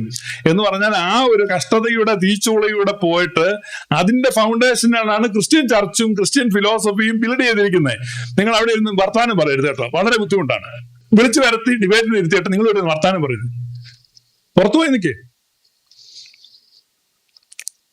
ഇതാണ് ഡിസിപ്ലിൻ ഇല്ല. പ്രാർത്ഥിക്കാത്ത ആളുകൾക്ക് ഒരു ഡിസിപ്ലിനും ഇല്ല. നിങ്ങൾ പ്രാർത്ഥിക്കൂ. അപ്പൊ അതുകൊണ്ട് ഞാൻ പറഞ്ഞത്, നമ്മളെ സംബന്ധിച്ച് ക്രിസ്ത്യാനിറ്റി എന്താണ്, ക്രിസ്ത്യാനിറ്റിക്കെതിരായിട്ടൊരു ആരോപണം വന്നാൽ ആ ക്രിസ്ത്യൻ ഫിലോസഫി എന്താണ്, കർത്താവിന്റെ ആ ജീവിതത്തിൽ കർത്താവ് എന്താണ് കാണിച്ചത്. ഞങ്ങളുടെ കർത്താവിനെ പിടിച്ചു, അവിടെ ആരും തെറിച്ചു പോയില്ല. അവിടെ കർത്താവിനെ ചമ്മട്ടിക്ക് അടിച്ചു, അദ്ദേഹത്തിന്റെ ദേഹം മുറിഞ്ഞു. ഇദ്ദേഹം പറഞ്ഞു വെടിവെച്ചപ്പോ ഗർഭിണിയുടെ വയറ്റിൽ കിടന്ന കുഞ്ഞ് വെടികൊണ്ട് ഏറ്റു മരിക്കും. കർത്താവ് എന്റെ കാലഘട്ടത്തിലും ഗർഭിണികളെ ഉപദ്രവിച്ചു, അതുപോലെ ഗർഭസ്ഥ ശിശുക്കളെ കൊന്നു. ശിശുക്കളെ കൊന്നത് വ്യക്തമായിട്ട് എഴുതി വെച്ചിട്ടുണ്ട്. അപ്പൊ ഇത് ഒരു പുത്തരിയൊന്നും അല്ല. കാരണം മനുഷ്യ സമൂഹം രൂപപ്പെടണം, മനുഷ്യവർഗത്തിന്റെ പൊതുവായ ട്രാൻസ്ഫോർമേഷൻ. ആ ട്രാൻസ്ഫോർമേഷനിൽ മനുഷ്യൻ ദൈവമായി പുരോഗമിക്കുക, മനുഷ്യൻ ദൈവമായി മാറുക, ഇതാണ് ക്രിസ്ത്യൻ തിയോളജി. അതുകൊണ്ട് താങ്കൾ പറയുന്ന മുകളിൽ ഒരാൾ ഇരുന്നിട്ട് ഇങ്ങനെ താഴോട്ട് ഓരോന്ന് ഇട്ടു കൊടുക്കണം, അങ്ങനെയല്ല. ക്രിസ്ത്യാനിറ്റിയിൽ പറയുന്ന യേശുക്രിസ്തു പറയുന്നത് സ്വർഗത്തിലും ഭൂമിയിലുമുള്ള സകല അധികാരവും എനിക്ക് നൽകപ്പെട്ടിരിക്കുന്നു. അടുത്ത വാക്യത്തിൽ ആ അധികാരം ഞാൻ നിങ്ങൾക്ക് തരുന്നു. ഇത് കൃത്യമായിട്ട് പൗലൂസ് അപ്പോസ്തലൻ എഫീഷ്യൻസ് ചാപ്റ്റർ 4 വ്യക്തമായിട്ട് രേഖപ്പെടുത്തിയിരിക്കുകയാണ്. ഈ അധികാരം സഭയ്ക്ക് കൊടുത്തിരിക്കുന്നു എന്ന് പറഞ്ഞാൽ ഈ ഭൂമിയിൽ ഏത് കാര്യവും ചെയ്യാനുള്ള മുഴുവൻ അധികാരവും മനുഷ്യർക്കാണ് ആഫ്റ്റർ ക്രൈസ്റ്റ്. ഇതാണ് ക്രിസ്തു കൊണ്ടുവന്ന വ്യത്യാസം. ഇതാണ് ക്രിസ്ത്യൻ തിയോളജി ഫണ്ടമെന്റൽ ആയിട്ട് പഠിക്കേണ്ട കാര്യം. പിന്നെ അദ്ദേഹം പറഞ്ഞ ഒരു ആരോപണം, കോവിഡിന്റെ സമയത്ത് വാക്സിൻ കണ്ടുപിടിച്ചു, അതുകൊണ്ടല്ല, പ്രാർത്ഥിച്ചിട്ടല്ല. വാക്സിൻ കണ്ടുപിടിച്ചവർ പ്രാർത്ഥിച്ചോ ഇല്ലയോ എന്ന് എങ്ങനെയാണ് താങ്കൾക്ക് പറയാൻ പറ്റുന്നത്? വാക്സിൻ കണ്ടുപിടിച്ച ആളുകളുടെ പേര് താങ്കൾക്ക് അറിയാം, അവർ പറഞ്ഞോ ഞങ്ങൾ ആരും പ്രാർത്ഥിച്ചിട്ടില്ലെന്ന്. അപ്പൊ ഇത് നമ്മൾ വെക്കുന്ന ഈ ആരോപണങ്ങൾ വെക്കുമ്പോൾ അങ്ങനെ ബ്ലാങ്കറ്റ് സ്റ്റേറ്റ്മെന്റ് വെച്ചിട്ടല്ല നമ്മളൊരു സംവാദത്തിൽ അവതരിപ്പിക്കേണ്ടത്. പിന്നെ സോഷ്യൽ ഡിസ്റ്റൻസിങ്, ക്രിസ്ത്യാനികളെല്ലാം കൂടെ പള്ളി അടച്ചിട്ട് വീട്ടിലിരുന്നു. അത് ഈ മാരക പകർച്ചവ്യാധികൾ വരുന്ന സമയത്ത് സോഷ്യൽ ഡിസ്റ്റൻസ് പാലിക്കണമെന്നും ഒഴുക്കുള്ള വെള്ളത്തിൽ കൈ കഴുകണമെന്നും ബൈബിളിൽ എഴുതി വെച്ചിരിക്കുകയാണ്. അത് ആധുനിക ശാസ്ത്രത്തിൽ നിങ്ങൾ ആരോ പറഞ്ഞിട്ടാണ് ഞങ്ങളത് ചെയ്തതെന്ന് പറഞ്ഞാൽ അതിനു മുമ്പേ, നൂറ്റാണ്ടുകൾക്ക് മുമ്പ് തന്നെ ഈ പ്രാക്ടീസ് പുരാതന കാലം മുതലുണ്ട്. അപ്പൊ ഇതാണ് നമ്മൾ കൃത്യമായിട്ട് മനസ്സിലാക്കേണ്ടത്. ഇവിടെ നമുക്ക് വരുന്നത് തെറ്റിദ്ധാരണയിൽ നിന്നാണ്. പ്രാർത്ഥനയെ പറ്റിയും ക്രൈസ്തവരെ പറ്റിയും വിശ്വാസത്തെ പറ്റിയും എല്ലാം നമുക്ക് തെറ്റിദ്ധാരണ. നമ്മൾ എന്തോ പ്രാർത്ഥിച്ചു, നമുക്കത് കിട്ടിയില്ല, അപ്പൊ കുണ്ഠിതം ഉണ്ടാകുന്നു, നിരാശ ഉണ്ടാകുന്നു, ദൈവത്തോട് പിണങ്ങുന്നു. അപ്പൊ നമ്മുടെ സ്വകാര്യമായ താല്പര്യങ്ങൾ, ഇതും ബൈബിളിൽ കൃത്യമായിട്ട് പറയുന്നുണ്ട്. പറഞ്ഞിരിക്കുന്ന യാക്കോബ് അപ്പോസ്തലനാണ്. അദ്ദേഹം പറയാണ്, നിങ്ങൾ പ്രാർത്ഥിച്ചിട്ട് കിട്ടാത്ത എന്തുകൊണ്ടാണ്? നിങ്ങളുടെ ഭോഗങ്ങളിൽ ചെലവഴിക്കേണ്ടതിന് വല്ലാതെ യാചിക്കൊണ്ട്. അടുത്ത അദ്ദേഹം പറഞ്ഞു, യേശു പറഞ്ഞു, പ്രാർത്ഥിക്കാൻ പറഞ്ഞു, ഉറപ്പായിട്ട് കിട്ടുമെന്ന് പറഞ്ഞ് കിട്ടുന്നില്ല. അവിടെ യേശു പറഞ്ഞ എന്നാ? യേശുവിന്റെ പ്രൈമറി ആയിട്ട് യേശു പഠിപ്പിച്ച പ്രാർത്ഥന എല്ലാവർക്കും അറിയാവുന്ന ലോർഡ്സ് പ്രയർ എന്നറിയപ്പെടുന്ന സ്വർഗസ്ഥനായ ഞങ്ങളുടെ പിതാവേ, അതിനകത്ത് പറയുന്നത് നിന്റെ ഇഷ്ടം അപ്പൊ ദൈ വിൽ, അപ്പൊ ദൈവത്തിന്റെ ഹിതം, ഇതേപ്പറ്റി പൗലോസ് അപ്പോസ്തലൻ പറയുകയാണ്, അവന്റെ ഹിതത്തിന്റെ നിറവിൽ നിങ്ങൾ നിറഞ്ഞു വരണം. അപ്പൊ ദൈവത്തിന്റെ ഹിതത്തെ അടുത്ത് പറയാണ്, അവന്റെ ഹിതത്തിന്റെ അറിവിനാൽ നിറയേണ്ടതിന് പ്രാർത്ഥിക്കുന്നു. അപ്പൊ ദൈവഹിതം എന്താണെന്ന് അറിയേണ്ടതിന്, ഇപ്പൊ പെർഫെക്റ്റ് വിൽ ഓഫ് ഗോഡിനെ സീക്ക് ചെയ്യുക എന്നുള്ളതാണ് ഒരു ക്രിസ്ത്യാനിയുടെ ഉദ്ദേശം. അല്ല നമ്മൾക്ക് തോന്നുന്ന കാര്യങ്ങളെല്ലാം വേണ്ടി പ്രാർത്ഥിക്കുകയല്ല. നമുക്ക് ചിലപ്പോൾ നന്മയാണെന്ന് തോന്നുന്ന കാര്യം പൊതുവിൽ നന്മയായിരിക്കില്ല. പിന്നെ അദ്ദേഹം പറഞ്ഞു, എന്റെ അയൽക്കാരനും ഞാനും തമ്മിൽ കേസ് നടത്തുമ്പോൾ ഞാൻ പ്രാർത്ഥിച്ചാൽ ദൈവം ആരുടെ കൂടെ നിൽക്കും. ഇതൊക്കെയാണ് ആരോപണങ്ങൾ. അപ്പം ഇത് പെർഫെക്റ്റ് വില്ലിന് വേണ്ടി പ്രാർത്ഥിക്കുക എന്നുള്ളതാണ് ഒരു യഥാർത്ഥ ക്രൈസ്തവൻ ചെയ്യേണ്ടത്. ഒരു യഥാർത്ഥ ക്രൈസ്തവൻ ചെയ്യേണ്ടത് പെർഫെക്റ്റ് വില്ല്, ദൈവത്തിന്റെ ഹിതം നമ്മൾ മനസ്സിലാക്കുക, ആ ഹിതത്തിൽ വളരുക. അപ്പൊ ഇതാണ് ക്രിസ്ത്യൻ തിയോളജി എന്ന് പറയുന്നത്. അല്ലാതെ നമുക്ക് നമ്മുടെ സ്വാർത്ഥമായ താല്പര്യങ്ങൾ, ഇടുങ്ങിയ താല്പര്യങ്ങൾ, മെറ്റീരിയലിസ്റ്റിക് ബെനിഫിറ്റ്, ഇതിനു വേണ്ടി എല്ലാം കൂടെ നമ്മൾ ധൂം എന്നൊരു മന്ത്രം ചൊല്ലുമ്പോൾ, ഞാൻ ആദ്യം പറഞ്ഞല്ലോ, ആ ഡിവൈൻ വെൻഡിങ് മെഷീനിൽ നിന്ന് നമുക്ക് ആവശ്യമുള്ള സാധനങ്ങൾ ചാടി വരും. ഇതാണ് പ്രാർത്ഥന എന്ന് പറഞ്ഞ് ആ പ്രാർത്ഥനയ്ക്ക് ഉത്തരവില്ല എന്ന് പറയുന്നതിൽ അർത്ഥമില്ല. അതുകൊണ്ട് പ്രാർത്ഥന എന്താണെന്നും ഇത് വിഷയം വ്യത്യാസമാണ്. ക്രിസ്ത്യൻ തിയോളജിയെ താങ്കൾ എടുത്തതുകൊണ്ടാണ് ഞാനിത് പറഞ്ഞത്. താങ്കളുടെ അടുത്ത സെഷൻ കഴിയുമ്പോൾ ഞാൻ പറയാം. അദ്ദേഹം മൊത്തത്തിൽ 5.5 മിനിറ്റ് എക്സ്ട്രാ എടുത്തു. പാസ്റ്റർ തുടങ്ങിയത് എന്റെ ടെമ്പറിനെ കുറിച്ച് പറഞ്ഞുകൊണ്ടാണ്. ശരിയാണ്, ഞാൻ സംസാരിക്കുമ്പോൾ കുറച്ച് അഗ്രസീവാണ്. അത് തന്നെയാണ് എന്റെ മികവെന്ന് കരുതുന്ന ഒരാളാണ് ഞാൻ. സംസാരിക്കുമ്പോൾ എന്റെ ക്ലാരിറ്റി, എന്റെ അഗ്രസീവ്നെസ് തന്നെ.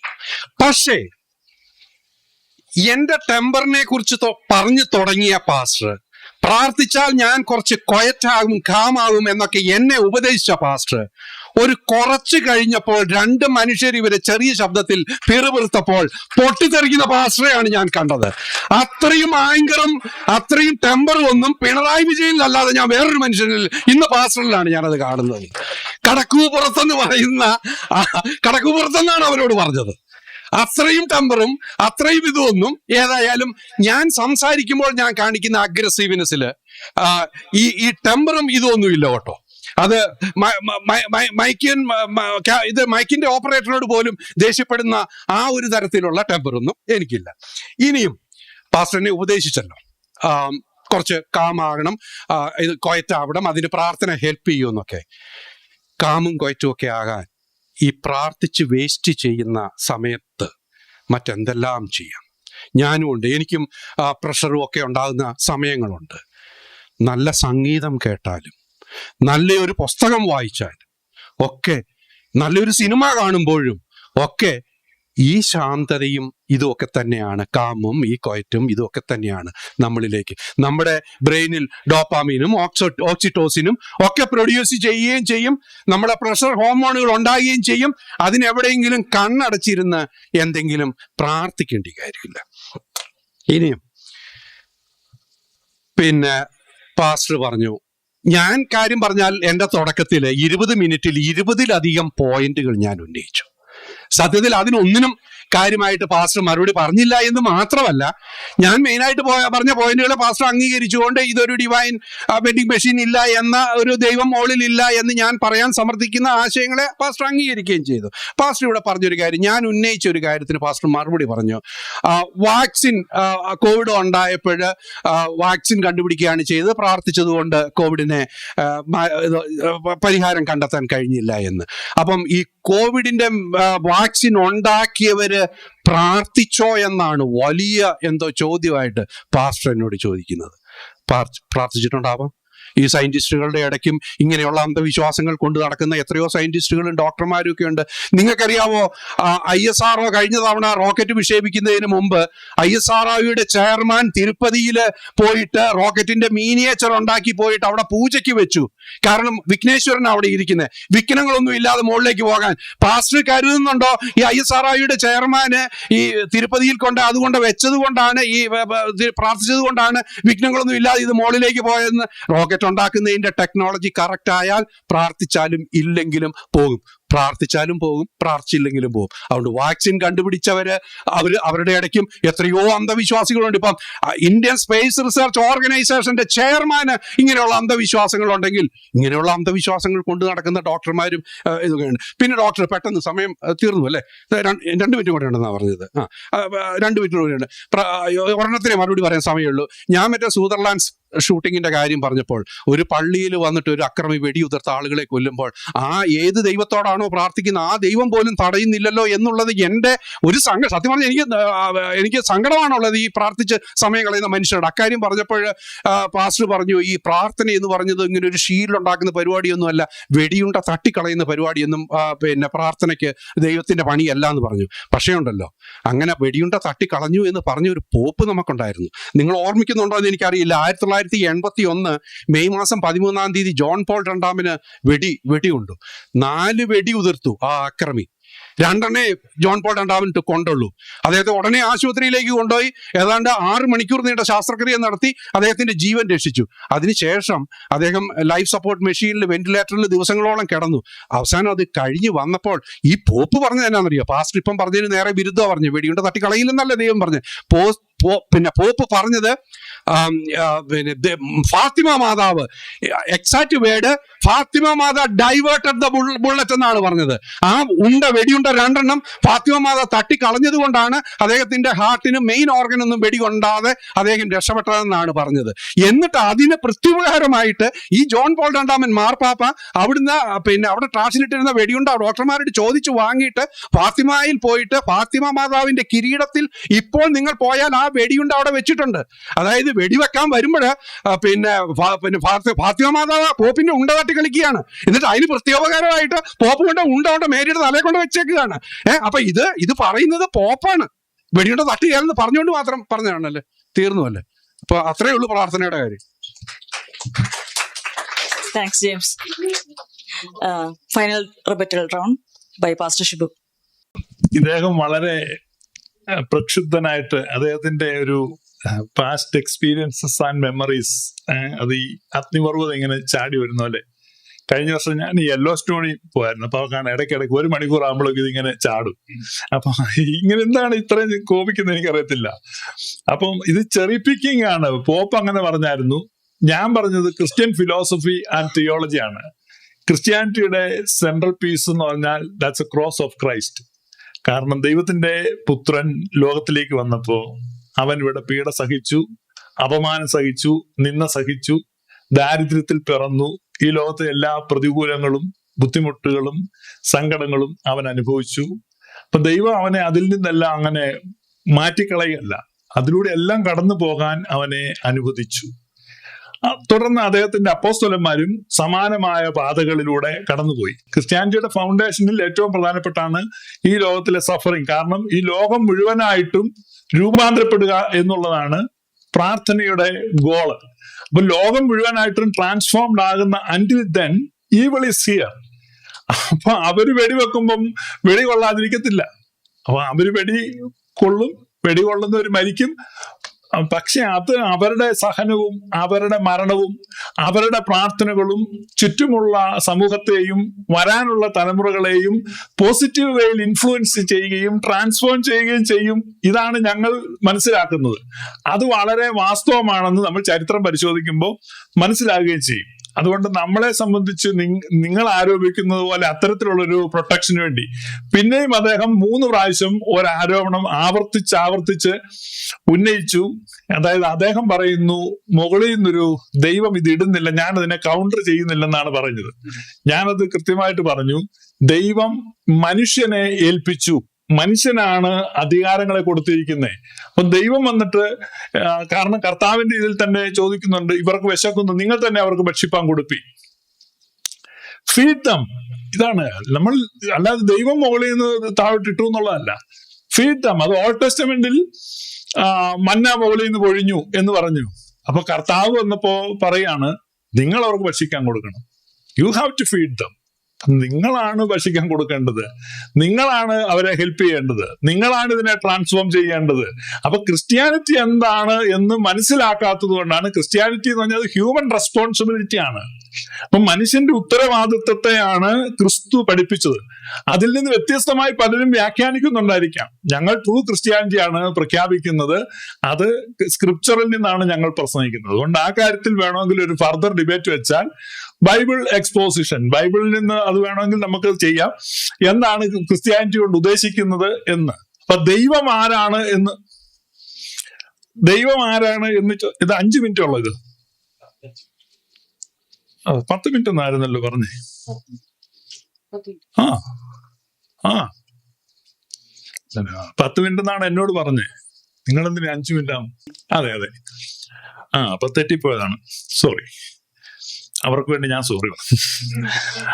അപ്പം ഞങ്ങളെ സംബന്ധിച്ച് ദൈവം എന്ന് പറഞ്ഞാൽ ദൈവം ആരാണ്? അദ്ദേഹം ആദ്യത്തെ സെഷനിൽ അവതരിപ്പിച്ചു.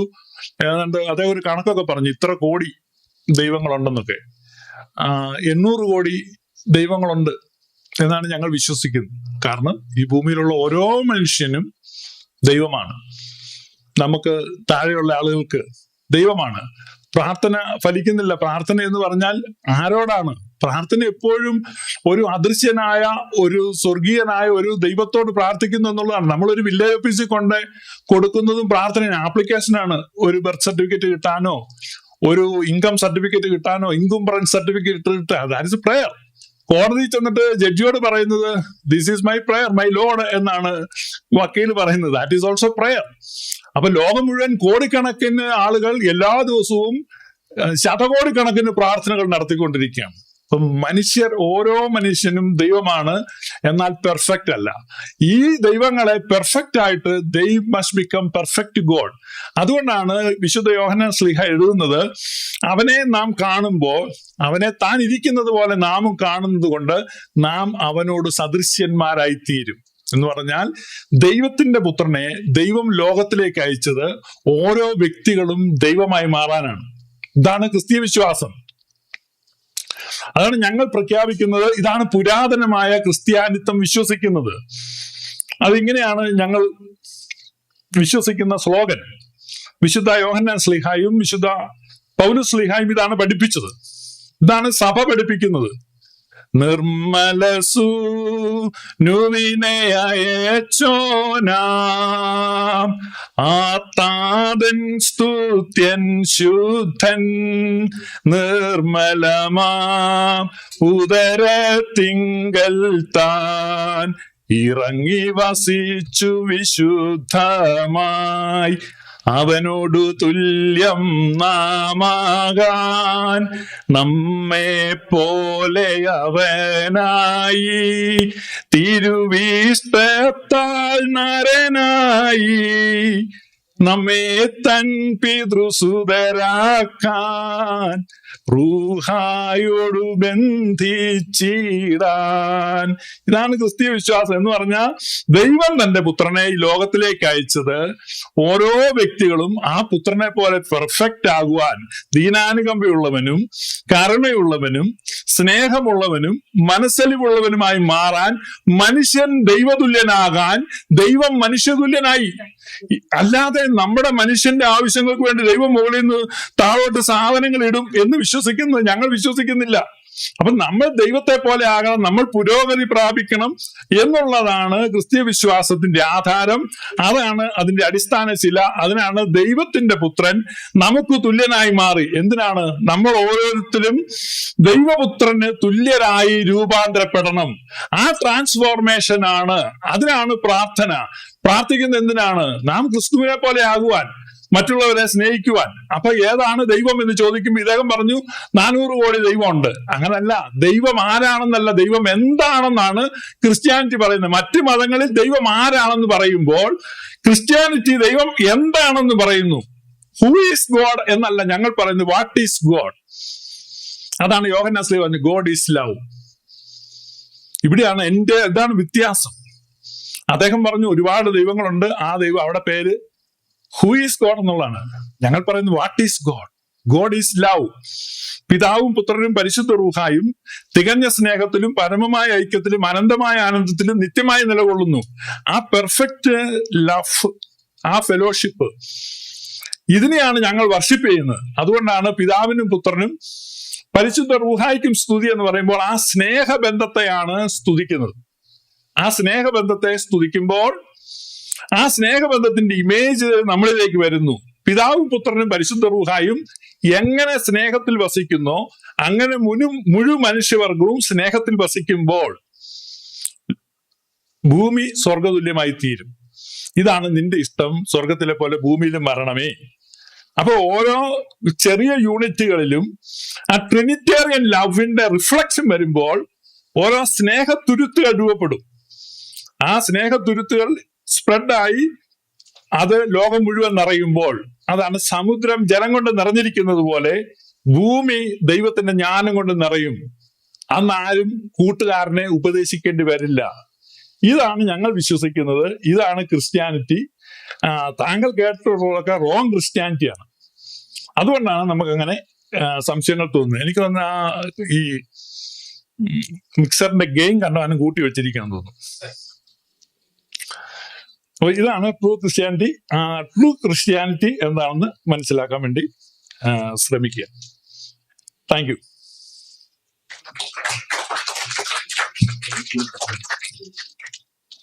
Thanks pastor Shibu.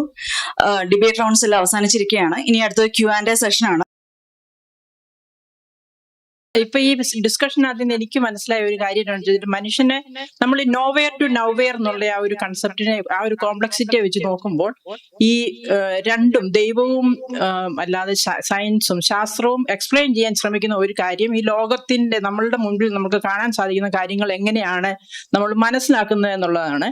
അപ്പം അതിനകത്ത് നിന്ന് എനിക്ക് മനസ്സിലായത് രണ്ടുപേരും ഈ കോൺഷ്യസ്നെസ് എന്ന് പറയുന്ന ഒരു കാര്യത്തിന് ഒരു കുറച്ചുകൂടെ ശാസ്ത്രം ക്ലിയർ ആയിട്ട് എക്സ്പ്ലനേഷൻ കിട്ടിയാൽ നമുക്ക് ഈ പ്രാർത്ഥന വേണോ വേണ്ടയോ അല്ലെങ്കിൽ ദൈവം ഉണ്ടോ ഇല്ലയോ എന്നുള്ള കാര്യത്തിനെ കുറിച്ചൊക്കെ കുറച്ചുകൂടി ഒരു ക്ലിയർ ആയിട്ടുള്ള ഒരു എക്സ്പ്ലനേഷൻ ശാസ്ത്രത്തിന് തരാൻ സാധിക്കുമോ എന്നുള്ളതാണ് ജെയിംസിന് ആൻസർ പറയാതിരിക്കാം. അടുത്തത് ഞാൻ ചോദിക്കുന്നത്, നമുക്ക് ഈ പറഞ്ഞ പോലെ ഈ സാധാരണ മനുഷ്യന് വേണ്ടിയുള്ള ഒരു ചോദ്യമാണ്. സാധാരണ മനുഷ്യൻ ഈ ക്വാണ്ടം തിയറിയും ഇവല്യൂഷൻ തിയറിയും ഒന്നും വായിച്ചാൽ മനസ്സിലാകാത്ത സാധാരണക്കാരാണ് സമൂഹത്തിൽ കൂടുതലും ഉള്ളത്. അങ്ങനെയുള്ള ഒരാൾക്കാർക്ക് ഈ പറയുന്ന പോലെ ഇപ്പം രണ്ടുപേരും പറഞ്ഞ, സത്യത്തിൽ എനിക്ക് മനസ്സിലായത് രണ്ടുപേരും പറഞ്ഞത് പ്രാർത്ഥന എന്ന് പറയുന്നത് മനുഷ്യന്റെ മനസ്സിന് കിട്ടുന്ന ഒരു സംതൃപ്തിയാണ്. അല്ലാതെ നമുക്ക് അസാധ്യകരമായ ഒരു കാര്യം സാധ്യമാക്കാനായിട്ട് ഒന്നും ചെയ്യുന്നെന്ന് പാസ്റ്ററിന്റെ എക്സ്പ്ലനേഷനിൽ നിന്നും എനിക്ക് മനസ്സിലായി. മനുഷ്യന്റെ മനസ്സിനെയാണ് നമ്മൾ ഈ നിയന്ത്രിക്കുന്നത്. അപ്പോൾ എനിക്ക് ചോദിക്കുന്നത്, ഈ സാധാരണക്കാരനായ ഒരു മനുഷ്യന് ഈ മനസ്സിനെ ഇൻഫ്ലുവൻസ് ചെയ്യുന്ന ഈ പ്രാർത്ഥന എങ്ങനെയാണ് നമുക്ക് ദോഷമെന്ന് പറയാൻ പറ്റുന്നത്? അത് അയാൾക്ക് ഒരു സംതൃപ്തി ലഭിക്കുകയാണെങ്കിൽ അത് പ്രാർത്ഥന ഒരു ദോഷമാണോ പ്രയോജനമാണോ? ചോദ്യം അല്ല, കോൺഷ്യസ്നെസിനെ കുറിച്ചല്ലേ ചോദിച്ചത്? കോൺഷ്യസ്നെസ് എന്ന് പറയുന്നത് എന്താണ്? അതൊരു വളരെ സബ്ജക്റ്റീവായ നമ്മുടെ ഒരു പെർസെപ്ഷൻ ആണ്, അല്ലെ? നമ്മുടെ ഫീലിങ്ങുകൾ, അല്ലെങ്കിൽ നിങ്ങളൊരു പെയിൻ നിങ്ങൾക്ക് ഉണ്ടാകുന്നു, അപ്പൊ ആ പെയിൻ ഫീൽ ചെയ്യുന്നത് അത് വളരെ സബ്ജക്റ്റീവായ ഒരു കോൺഷ്യസ്നെസ് ആണ്. അതിനെ സബ്ജക്റ്റീവായ ഒരു സംഭവമാണ്, ഒരു ഫീലിംഗ് ആണ്, അല്ലെങ്കിൽ നമ്മുടെ സെൻസ് ഇത് ചെയ്യുന്നതാണ്. അതിനെ എങ്ങനെയാണ് പ്രയറും ഇതൊക്കെ ആയിട്ടുള്ള ഒരു സാങ്കത്യം എന്ന് എനിക്ക് മനസ്സിലായില്ല. പാസ്റ്റർക്ക് എന്തെങ്കിലും അടിയുണ്ടോ? ഫീലിംഗ് ആണ് എല്ലാം, അല്ലാതെ ആക്ച്വൽ ആയിട്ടൊന്നുമില്ല. ഈവൻ നമ്മൾ ക്ഷയിക്കാൻ തന്നാൽ പോലും ശാസ്ത്രം വെച്ച് നമുക്ക് പരസ്പരം ടച്ച് ചെയ്യാൻ പറ്റില്ല. കാരണം രണ്ടാറ്റങ്ങൾ ഒരിക്കലും ആക്ച്വലി കോണ്ടാക്ട് വരുന്നില്ല. അപ്പം ഞാൻ നിങ്ങൾക്ക് ക്ഷയിക്കാൻ തന്നാൽ അത് നമ്മുടെ ഫീലിംഗ് ആണ്. അപ്പൊ എവരിത്തിങ് ഈസ് ഫീലിംഗ്. അതുകൊണ്ട് മൈൻഡ് അങ്ങനെ അബ്സ്ട്രാക്ട് ആണ് അല്ലെങ്കിൽ ഇല്ല എന്ന് പറയുന്നതിനകത്ത് അർത്ഥമില്ല. അപ്പൊ ആ പറഞ്ഞതിനകത്തൊരു പോയിന്റ് ഉണ്ടെന്നാണ് എനിക്ക് തോന്നുന്നത്. ഈ പ്രാർത്ഥനയ്ക്ക് എന്തെങ്കിലും പ്രത്യേകിച്ചൊരു മെത്തഡോളജി ഉണ്ടോന്ന്? കാരണം നമ്മുടെ ജെയിംസ് 2 മാസം കൊണ്ടിരുന്ന് പ്രാർത്ഥിക്കുകയായിരുന്നു. അതുകൊണ്ടാണ് ഈ സംഭവം ഇത്ര ശുഭകരമായിട്ട് നടക്കുന്നത് എന്ന് താങ്കൾ എവിടെ നിന്ന് മനസ്സിലാക്കി? എങ്ങനെ അത് മനസ്സിലാക്കി? അതിന്റെ മെത്തഡോളജി എന്താണ്?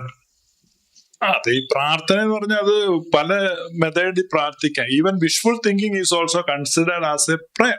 അപ്പൊ ഇദ്ദേഹം ഇത് നന്നായിട്ട് നടക്കണേ എന്ന് ഒരു പ്രാവശ്യം പോലും ചിന്തിക്കുകയും ആഗ്രഹിക്കുകയും ചെയ്തിട്ടില്ലെന്ന് അദ്ദേഹം സാക്ഷ്യം പറയട്ടെ. ഇവരുടെ മാസികയുടെ അവസാനം അനുഭവ സാക്ഷ്യം കൊടുത്തിട്ടുള്ള പോലെ ഒരു സാക്ഷ്യം പറയട്ടെ, ഇത് ഞാൻ 100% പ്രാർത്ഥിച്ചിട്ടുണ്ട്. എല്ലാ മനുഷ്യരും നിരന്തരമായ പ്രാർത്ഥനയിലാണ്. ജോസഫ് സാറ് പ്രാർത്ഥിച്ചില്ലേ, അമേരിക്കയിലോട്ട് വരുമ്പം അത് യാത്ര നന്നായിരിക്കണം, അവിടെ എല്ലാം കാലാവസ്ഥ നന്നായിരിക്കണം, കാഴ്ചകൾ കാണാൻ പറ്റണം, പ്രാർത്ഥിക്കും. എല്ലാ മനുഷ്യരും പ്രാർത്ഥിച്ചോണ്ടായിരിക്കുന്നത്. പിന്നെ ഒരു മതപരമായ ഒരു ക്ഷേത്രത്തിൽ പോയോ അല്ലെങ്കിൽ മുട്ടുകുത്തിയോ ഉരുണ്ടോ പ്രാർത്ഥിച്ച് കാണത്തില്ല. പക്ഷെ എല്ലാവരും പ്രാർത്ഥിച്ചോണ്ടാണ് ഇരിക്കുന്നത്. മനുഷ്യന് പ്രാർത്ഥിക്കാതിരിക്കാൻ പറ്റില്ല, കാരണം അവനെ ഡിസൈൻ ചെയ്തിരിക്കുന്നത് അങ്ങനെയാണ്. ഹലോ. അതിന് പാസ്റ്റർ ഇങ്ങനെ പറഞ്ഞതുകൊണ്ട് അതിനൊരു മറുപടി എനിക്ക് പറയണം. പ്രാർത്ഥിച്ചത് കൊണ്ടാണ് ഈ ഫംഗ്ഷൻ നന്നായിട്ട് നടന്നത്, എല്ലാവരും പ്രാർത്ഥിക്കുന്നുണ്ട്, ഞാനും പ്രാർത്ഥിക്കുന്നുണ്ടെന്ന് അദ്ദേഹം പറഞ്ഞു. അതിനൊരു നല്ല ഒരു കൃത്യമായ ഒരു കാര്യം പറയാം. കോവിഡ് കാലത്ത് വാക്സിൻ കണ്ടുപിടിക്കുന്നതിന് മുമ്പ് കോവിഡ് വന്ന ഒരാളാണ്. കാരണം ഞാൻ മെഡിക്കൽ ഫീൽഡിലാണ് ജോലി ചെയ്യുന്നത്. എന്ന് മാത്രമല്ല, കോവിഡ് വളരെ സിവിയർ ആയിട്ട് എനിക്ക് വന്നിരുന്നു. മരിച്ചു പോകുമെന്ന സാധ്യതയുണ്ടെന്ന് കരുതിയിരുന്നു. ഞാൻ എൻ്റെ കൈകൊണ്ട് ഞാൻ വിൽപത്രം, എൻ്റെ മോൾക്ക് ഇതെന്ന് പറഞ്ഞുകൊണ്ട് വിൽപത്രം വരെ എഴുതി വെക്കുന്ന ഒരു സ്റ്റേജ് വന്നു. പക്ഷെ മരിച്ചു പോകുന്നു വന്നായിരുന്നു. അന്ന് വാക്സിൻ വന്നിട്ടില്ല. അങ്ങനെ വന്ന ഒരാളാണ്. അതിനുശേഷം ഞാൻ അതിജീവിച്ചു കഴിഞ്ഞപ്പോൾ ഞാനൊരു ലേഖനം എഴുതിയിരുന്നു, കോവിഡിനോട് പൊരുതിയ നാളുകൾ എന്ന് പറഞ്ഞുകൊണ്ട്. അന്ന് കോവിഡ് പിന്നെ വളർന്നുകൊണ്ടിരിക്കുന്നേ ഉള്ളൂ, 10,000-കണക്കിന് മനുഷ്യർ ദിവസം മരിച്ചുകൊണ്ടിരിക്കുകയാണ്.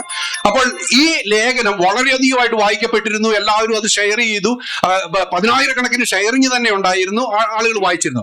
അങ്ങനെ ഈ ആർട്ടിക്കിൾ വായിച്ചിട്ട് ഏഷ്യാനെറ്റും ഫ്ലവേഴ്സ് ചാനൽ, 2 ചാനലുകാർ എന്നെ കോൺടാക്ട് ചെയ്തു. നിങ്ങൾ ഓർക്കണം, വാക്സിൻ വന്നിട്ടില്ല, ആളുകൾ 10,000 ദിവസം മരിച്ചുകൊണ്ടിരിക്കുകയാണ്. അങ്ങനെ എന്നെ ഇന്റർവ്യൂ ചെയ്യാൻ വേണ്ടി അങ്ങനെ ഒരു ചാനൽ എന്നെ ഇന്റർവ്യൂ ചെയ്തപ്പോൾ അവർ ആദ്യം എന്നെ ഇൻട്രോഡ്യൂസ് ചെയ്തുകൊണ്ട് പറഞ്ഞത്, ദൈവാനുഗ്രഹത്താൽ, അദ്ദേഹത്തിന് ഞാൻ നിരീശ്വരവാദി ഒന്നും അറിയില്ല, ദൈവാനുഗ്രഹത്താൽ ജെയിംസ് കോവിഡിനെ അതിജീവിച്ചല്ലോ, ആ കോവിഡിനോട് പൊരുതിയ അനുഭവങ്ങൾ ഒന്ന് വിവരിക്കാവോ എന്ന് ചോദിച്ചു. അപ്പോൾ ഞാനതിന് മറുപടി ആദ്യം പറഞ്ഞത് പുള്ളിയുടെ ആ ഇൻട്രൊഡക്ഷനെ കറക്റ്റ് ചെയ്തുകൊണ്ടാണ്. അദ്ദേഹത്തോട് ഞാൻ പറഞ്ഞു, ഞാൻ കോവിഡ് വന്നപ്പോഴും ഞാൻ പ്രാർത്ഥിച്ചിട്ടില്ല, പ്രാർത്ഥിക്കുകയുമില്ല, പ്രാർത്ഥിച്ചാൽ എന്റെ കോവിഡ് ഭേദമാവില്ല എന്നും എനിക്ക് നന്നായിട്ട് അറിയാമായിരുന്നു. ഞാൻ എന്നെ കൂടി ചെയ്യാവുന്നതെല്ലാം ചെയ്തു. ഹോസ്പിറ്റലിൽ വിളിച്ചപ്പോൾ അവർ അങ്ങോട്ട് വരാൻ പോലും സമ്മതിക്കില്ല. You can breathe, so don't come എന്നാണ് പറയുന്നത്. അപ്പോൾ ഞാൻ അല്ലാതെ തന്നെ, പക്ഷേ മരിച്ചു പോയാൽ എന്ത് ചെയ്യണമെന്നുള്ള പ്രിക്കോഷൻസും വിൽപത്രം പോലും വെള്ള പേപ്പറിൽ എഴുതി വെച്ചുകൊണ്ട് ഞാൻ അതിന് തയ്യാറാവുകയാണ് ചെയ്തത്. അപ്പോൾ നിങ്ങൾ അത് പിൻവലിക്കണം.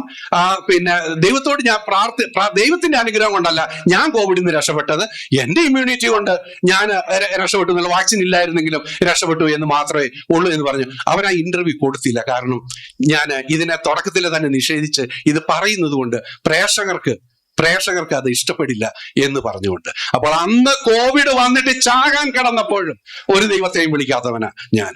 അതാണ് ഉർമീസ്. ഈ പ്രാർത്ഥന ഫലിക്കുമോ എന്നുള്ളതാണ് നമ്മുടെ വിഷയം, അല്ലേ? പക്ഷെ അത് 2 പേര് പ്രസംഗം കേട്ട സമയത്ത് എനിക്ക് ഈ പ്രാർത്ഥനയുള്ള വിശ്വാസം വർദ്ധിക്കുകയും ചെയ്തത്. കാരണം പറയാം, ഒരു നിരീശ്വരവാദികളുടെ ഒരു യോഗത്തില് ഒരു മനുഷ്യൻ ദൈവമില്ല എന്ന് വ്യാഖ്യാനിക്കുകയായിരുന്നു. സമർത്ഥമായിട്ട് ദൈവമില്ല എന്ന് അദ്ദേഹം വ്യാഖ്യാനിച്ചു. അവസാനം ഒരു വെല്ലുവിളി നടത്തിയാണ്. വെല്ലുവിളി ഇങ്ങനെയായിരുന്നു, ദൈവം ഉണ്ടെങ്കിൽ ഇപ്പോ ഞാൻ മരിച്ചു വീഴണം എന്നാണ് അയാൾ വെല്ലുവിളി നടത്തിയത്. പക്ഷെ അയാൾ മരിച്ചില്ല. അപ്പൊ അയാൾ പറഞ്ഞു, ശരിയാണ്, ദൈവമില്ല എന്ന് എല്ലാവർക്കും ബോധ്യായില്ലേ? ചോദ്യം ഇതാണ്. അപ്പോൾ എനിക്ക് ജെയിംസിന്റെ പ്രസംഗം കേട്ടപ്പോൾ എനിക്കൊന്ന് തോന്നി, ഇയാൾ നേരെ വീട്ടിൽ ചെന്നു ഈ പ്രാസംഗികൻ. വീട്ടിൽ ചെന്നപ്പോ വീട്ടിലൊരു മകനുണ്ട്, കൊച്ചുമകൻ. അവനൊരു കത്തിയും പിടിച്ച് നിൽക്കുകയാണ്. കത്തിയും പിടിച്ചിട്ട് അപ്പനെ കുത്താൻ ചെല്ലുക. അപ്പൊ ഈ അപ്പൻ എന്ത് പറഞ്ഞ, മോനെ നീ തമാശ പറയല്ലടാ, ഇത്രേ ഉള്ളൂ എന്റെ. നേരത്തെ പറഞ്ഞിട്ടുണ്ടായിരുന്നില്ലേ ദൈവഹിതം ആണ് നടക്കാൻ പോകുന്നതെന്ന്. അപ്പൊ പ്രാർത്ഥിച്ചാലും ഇല്ലേലും ദൈവഹിതം അല്ലേ നടക്കുക? പ്രാർത്ഥിച്ചിട്ട് എനിക്ക് ദൈവത്തിന്റെ ഹിതം മാറ്റാൻ പറ്റുമോ? അപ്പം പിന്നെ പറഞ്ഞില്ലായിരുന്നു പ്രാർത്ഥനയുടെ ഗുണങ്ങൾ കുറച്ച്. ആ പറഞ്ഞ കാര്യങ്ങളൊക്കെ തന്നെ എനിക്ക് എന്താ പറയാ, മെഡിറ്റേഷൻ വഴിയോ ഒരു തെറപ്പിസ്റ്റിന്റെ അടുത്തുനിന്നോ ക്ലിനിക്കൽ മെഡിസിൻസ് കഴിച്ചിട്ടോ ഒക്കെ മാറ്റാവുന്ന കാര്യങ്ങളൊക്കെ തന്നെയാണ്. പ്രാർത്ഥന കൊണ്ട് എക്സ്ട്രാ എന്തെങ്കിലും ഗുണമുണ്ടോ? പ്രാർത്ഥന കൊണ്ട് പ്രയോജനം ഉണ്ടോ എന്നുള്ളതാണ് സബ്ജക്റ്റ്. ഇപ്പൊ പ്രാർത്ഥന മാൻഡേറ്ററി ആയിട്ട് നിങ്ങൾ പ്രാർത്ഥിക്കണം എന്ന് ഞങ്ങളാരും പറഞ്ഞില്ല. അത് ഓപ്ഷണലാണ്. നിങ്ങൾക്ക് വേണമെങ്കിൽ പ്രാർത്ഥിക്കാം, പ്രാർത്ഥിക്കാതിരിക്കാം. അപ്പം പ്രാർത്ഥിക്കുന്നത് കൊണ്ട് ഇപ്പം ഒരു ദേശത്ത് വലിയ വരൾച്ചയാണ്, അപ്പം അവിടെ മഴയില്ല. അപ്പൊ ഒരാളിരുന്ന് പ്രാർത്ഥിക്കുക, ഒരു മഴ പെയ്യണേ. അപ്പൊ അദ്ദേഹത്തിന് ആശ്വാസം കിട്ടുക, എന്റെ പ്രാർത്ഥനയ്ക്ക് മഴ വരും. അപ്പൊ മഴ വരുമ്പോ പ്രാർത്ഥിക്കാതെ അപ്പുറത്തിരുന്നവനും ആ മഴ കിട്ടും. മനസ്സിലായോ? അപ്പൊ അവനെ സംബന്ധിച്ച് പ്രാർത്ഥിച്ചതുകൊണ്ട് വേറെ പ്രത്യേകിച്ച് ഗുണമൊന്നുമില്ല. പ്രാർത്ഥിക്കുന്നത് കൊണ്ട് അതായത് ഈ വരൾച്ചയുടെ കാലഘട്ടത്തിൽ അവൻ ആ വരൾച്ചയെ അതിജീവിക്കാനും, ആ വരൾച്ച നമ്മുടെ ജോസഫ് സാർ പറഞ്ഞ പോലെ ബലഹീനന് അത്താണിയാണ്. അവന്റെ മൈൻഡിൽ അവന് ആ പീസ് കിട്ടും. അതുകൊണ്ടാണ് വിശ്വസിക്കുന്നതിലുള്ള സകല സമാധാനത്താലും നിങ്ങൾ നിറയുമാറാകട്ടെ. പ്രാർത്ഥിക്കുന്നവന് ആ സമാധാനം ഉണ്ടാവും. നിങ്ങളോട് പ്രാർത്ഥിക്കാൻ ആരും നിർബന്ധിക്കുന്നില്ല. പ്രാർത്ഥനയോട് പ്രയോജനം ഉണ്ടോ എന്ന് ചോദിച്ചാൽ പ്രാർത്ഥിക്കുന്നവർക്ക് പ്രയോജനമുണ്ട്.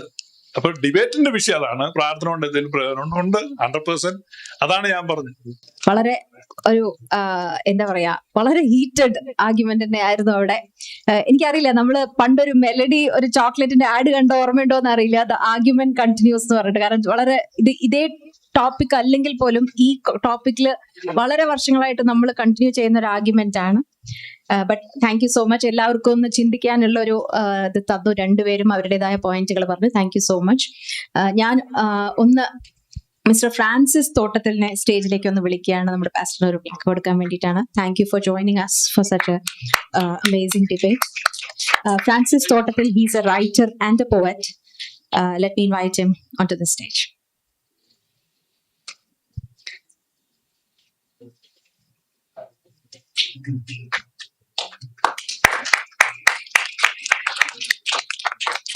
Thank you so much.